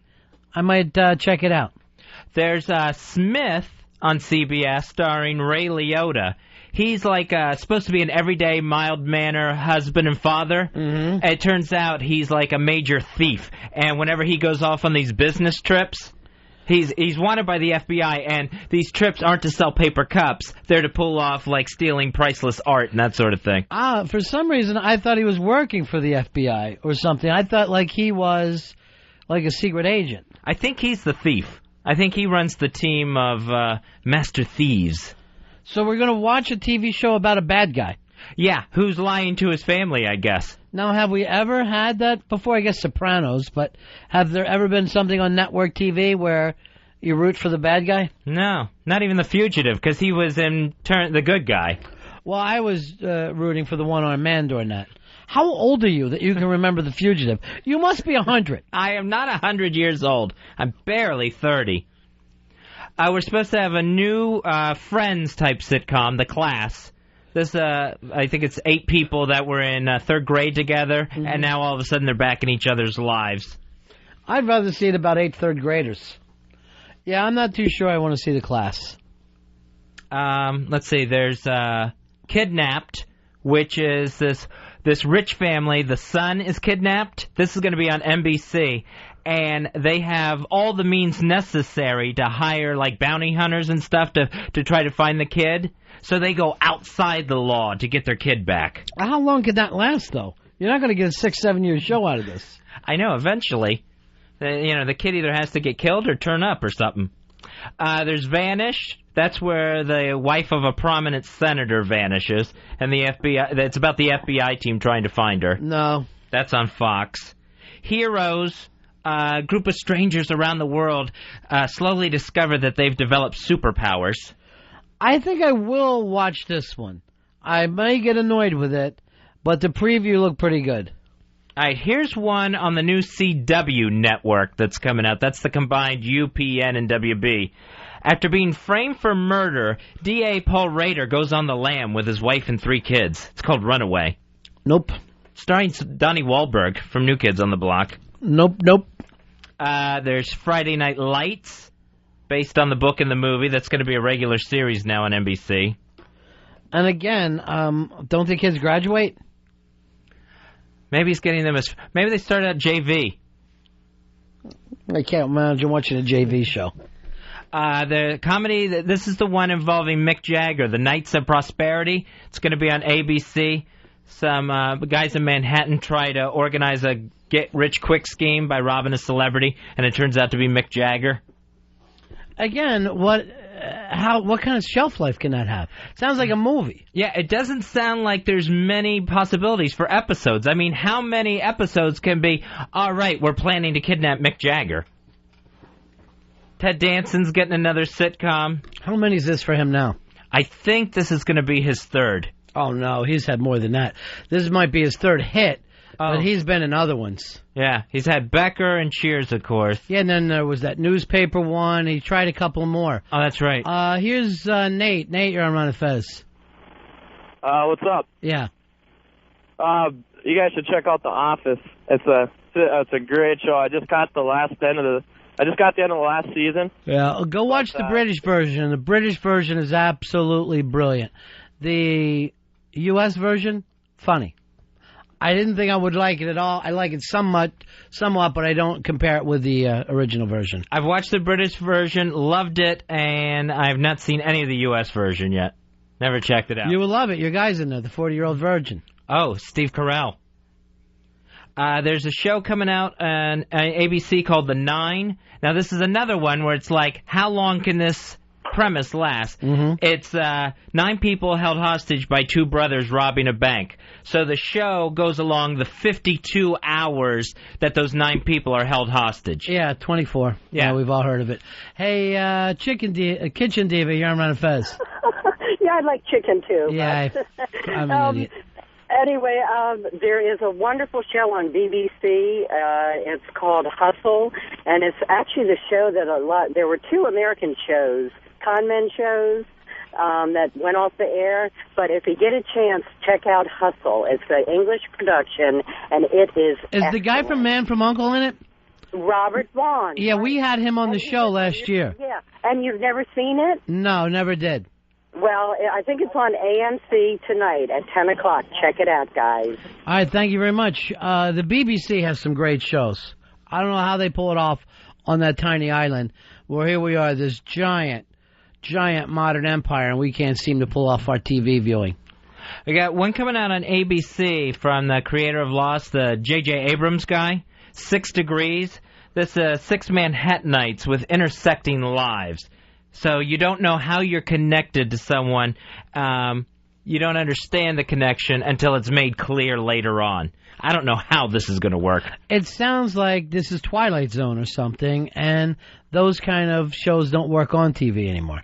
You've got to have characters that you can follow every week. But I will watch it. I'll watch anything that shot my neighborhood. And then there's a show called Justice. That's going to be on Fox. That's some tech-savvy lawyers. They solve cases. Then the twist on this one, the gimmick is, they show you at the end of the episode what really happened during the crime, so then you see if justice was really served or not in the courtroom. I don't have time to wait for that. Just show me from the beginning, and then I'll know. Dave, you're on Ron and Fez. Yeah, what's up, buddy? Yeah. Hey, the reason why they're not making any of these television shows last more than a few years is because all the good premises have already been done. You know, the guy at the bar, you got Cheers, the war ones, you've got MASH, you've got Bonanza, you know, all those classics. Friends have already been done. Sitcoms outdone with everybody. Well, all those things that you brought up were not really new premises either. So it really ends up not being, you know, so much what Fez has talked about is on, you know, some single plot line. But really when you end up being a fan of a TV show, it's because of the characters and the way they interact. Very rarely are there good plots because they got to write 23 hours a year anyway. So you can't there can't be that kind of great plot writing. You have to either say these are characters I want to spend time with or I don't want to spend time with. Here's a cable one I'm interested in. It's coming on Showtime. It is the bad guy as the star of the show. It's a Miami forensics expert. Yeah, I talked about this with you the other day, that he's also the psycho killer. Oh, yeah, Dexter. Yeah, I brought that up to you 2 days ago. I saw the previews for it. It's either going to be something that you're going to really dig or really hate. They'll make it either great or ridiculous. Right. What is it, Earl? You're waving at me? No, I wasn't waving. Oh, I thought maybe you're just not going to fly away. Now, why are you waving at me, Dave? What are you trying to say to me? Just want to say I think I'm going to turn things around after what we heard from Mike from Queens and Christine. I think, Dave. Yeah. We've already forgotten you and your problems and what you care about. No, do you see that the Dave time is over? Yes, I missed. Now Fez is reading this TV guide. Yes, sir. Okay. So you go back into your cubbyhole. Okay. Boy, it's so many people on the show only want to talk about their own little lives. The hell with the show as a whole. I have no idea how that got into his train. You know it never left. Of course. Didn't get into there. Chris, you're on Ron and Fez. How are you? Hey, Fez, I just wanted to know, do you know if Curb Your Enthusiasm and Extras will be back on the air this year, and if so, when? Let's go back to TV Guide. TV Guide, what do you have for us? Curb Your Enthusiasm is supposed to be back, and I think Extras is too. They definitely shot another season in England because I saw some of the people that they brought up. You know, they had some big stars. I don't know whether all those come here in America though. Dan, you're on Ron and Fez. Hey, what's up, buddy? Hey. Hey, you guys talk about a lot of shows, and I'm just wondering if either you or Fez ever watched Nip Tuck. Not interested in Nip Tuck, Fez, you? No, I've never watched Nip Tuck. I would recommend that. That's a pretty screwed up show. It's got a lot of... I have friends that watch it, but it just... The whole idea of cosmetic surgery, it just means nothing to me. Couldn't find myself hopping into it. A TiVo alert for tonight, Dateline NBC. They're going to have Deborah LaFave on there. She's the Florida school teacher who was with, I believe, the 14 or 13-year-old. 14. 14? Yeah. I saw some of this today on the Today Show, Fez. By the way, it was Meredith's first day on the Today Show. I missed it, and I didn't TiVo that. It was cringy. Oh, was it? They didn't have her makeup down correctly. Uh-oh. So it was a little thick. I think the eyebrows were a little too tight. Just didn't have her regular deal down. Then it went into, let's get to know Meredith. Let's go to a film piece about her husband, her children, her career. It went on and on. At one point, they were playing Isn't She Lovely? Why she played with her children. And it ends up with her with a hat on while they're playing the Mary Tyler Moore Show theme, and she throws her hat up in the air at Rockefeller Center. And I'm going, this is coming across a little obnoxious. And I actually like Meredith. I think she's a good person. I think she does okay work. But this is a little too much. Just a little gone for me. I agree. It's like, we had Katie Couric here for 15 years or whatever. Let's try to force a friend down America's throat really quick here with Meredith. And it's a friend we already know. You know what I'm saying? Like, it's a whole new mommy thing when we already know this woman as the neighbor. It's not, you don't need to force. You can let people get to like her. I think she's probably going to do well for the show. Why has everything got to be pushed so... But, you know, it's so hard to judge people by first day. Now, next Monday, I believe the train wreck known as the Rachel Ray Show will be starting, at least in New York City. And I will definitely be locked into that one. That does start. I've seen some interviews with Rachel Ray, like on the entertainment shows. Seems like she's getting a little heavier as this thing gets closer. That surprises me. I thought she would have tried to lose weight. Because, as they say in the business, pretty face. Yeah, and this face is getting very jolly, and even jollier, if that's a word. I can't imagine her doing well with celebrities. I don't think interviewing is her cup of tea. I think what she's really good at is finding restaurants that you can eat inexpensively. And I don't know how that's going to translate into hosting a talk show. Will that be enough? We're here in El Paso, and look what we found for breakfast for only $3.35. Britney Spears, she had her baby, her second baby. Jesus, it feels like she just had her first. Yeah, second one in less than a year. That's called Irish twins in my neighborhood, Fezzy. Where Mama doesn't try jeans on for a while. She had her second baby boy yesterday. The first baby boy, Sean Preston, his birthday is tomorrow. So she was 2 days away from having him on the exact same day. I heard that she had even tried to have labor-induced. That was the plan, so they would have the same birthday. It makes it easier for K-Fed with all the kids he's got around. But apparently this one came earlier. They delivered by cesarean. This is his fourth kid now, huh? Yeah, he's got 4. And 2 of each. 2 whites, 2 blacks. So it's so nice. Works out well for him. So this is 6 pounds, 11 ounces. I haven't heard a name yet, though. K-Fed Jr. That seems tiny now, doesn't it? 6 pounds? Yeah, it really does. I think the last one was, well over 8. Every baby seems well over 8 anymore. Why do you know this much about Britney Spears and how much her babies weigh? You know, one of these days they're going to come to you and they're going to arrest you for paying too much attention to other people's children. My thing is I just can't start cutting out the pictures out of the tabloids and pasting them as any sort of shrine in my apartment. That's when they really get you. When you start lighting the candles to these things. Why do you care, though? It's always interesting. I don't know why I find it so interesting. I want to know what's going on. I feel like it's the only way to keep up with Hollywood is to know who's dating who and who's having whose kid and when. But not one of these people are interesting. They're not great artists. The people that you follow are not the people that you should even be going, oh, they're doing great work.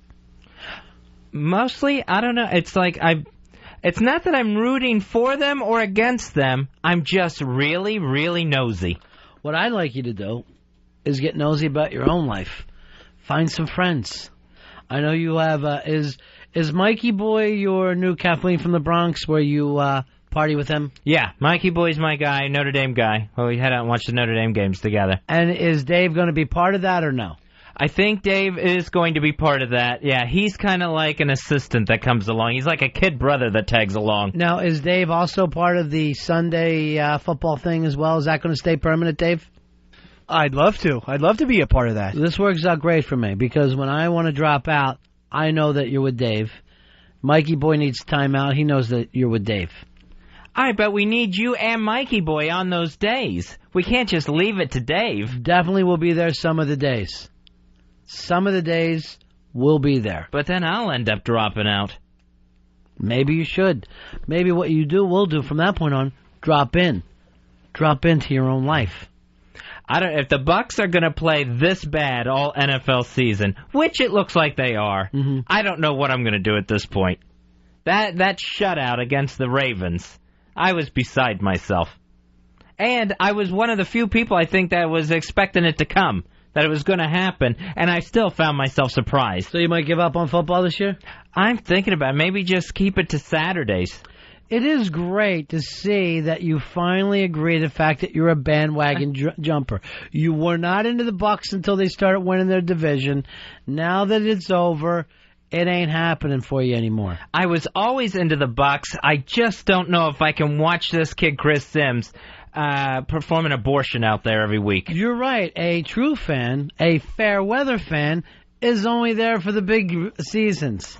Congratulations, Fez. I am still a true Bucs fan. You just told us you were dropping them this season. Well, that's not for sure. So, but you admit if you do drop them. Yeah, I mean, there's every possibility where it's like, you know what, I'm just not going to deal with that stress this year. Where I'm just not going to watch that. Or at least try not to feel it as personally when they lose. Here's the TiVo alert, and I would love to talk about you and your Bucs every minute of every day. But tonight, if you're into wacky chicks, I think it's Dateline has that teacher, Fez, of yours that I watched on the Today Show. I want to bring it back up. She is telling all the details about banging the 14-year-old. This is the hot blonde in Florida who got busted for banging one of her students. I'm going to let you in on some bad news. She's dumb as a rock. She looks so much better until she starts talking. She has no idea why she did these things. Now we got to hear she was raped as a kid. So, you know, you're supposed instead of just being turned on, like with any titty dancer, you have to feel bad for her. So that's Deborah LaFave is her name, the Florida school teacher. Dateline tonight. And he's saying to her, you know, then what happened? Then it was just oral sex. He wanted it, so I gave it to him. Later we went all the way. I guess I was giddy as a schoolgirl. I don't know why I do the things I do. And she's like, this is why your husband was working? Yeah. She's just shell-shocked, wishing she never did these things, but they happened. And didn't realize they were wrong at the time. You know, I guess anyone who commits a crime doesn't realize they're wrong. Every psycho killer feels like he's got some master plan. Satellite of love. Satellite of love. Satellite of love. Satellite of... I've been told. Well, that's just about us again. Again, I wanted to thank Wiki for fantastic meal that he set up for us last night. Some nice cigars. We lived like gentlemen for a change, Fez. It was very nice. Thank you, Wiki, for a great night at Bar Americaine. Nice anniversary dinner. A very nice anniversary dinner.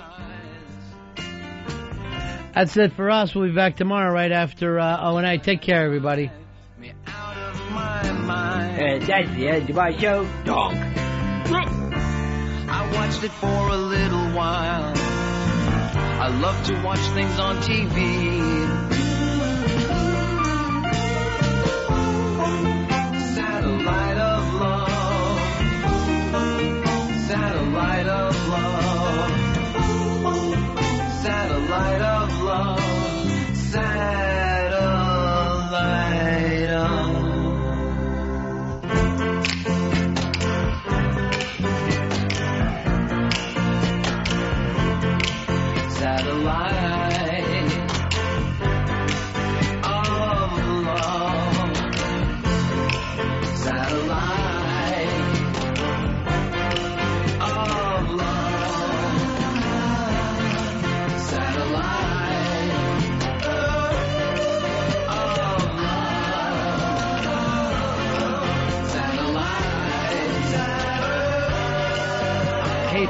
Thanks, Greg, from Buffalo. Your present just got here. We haven't opened it up yet. Appreciate it, buddy. Thanks, pal.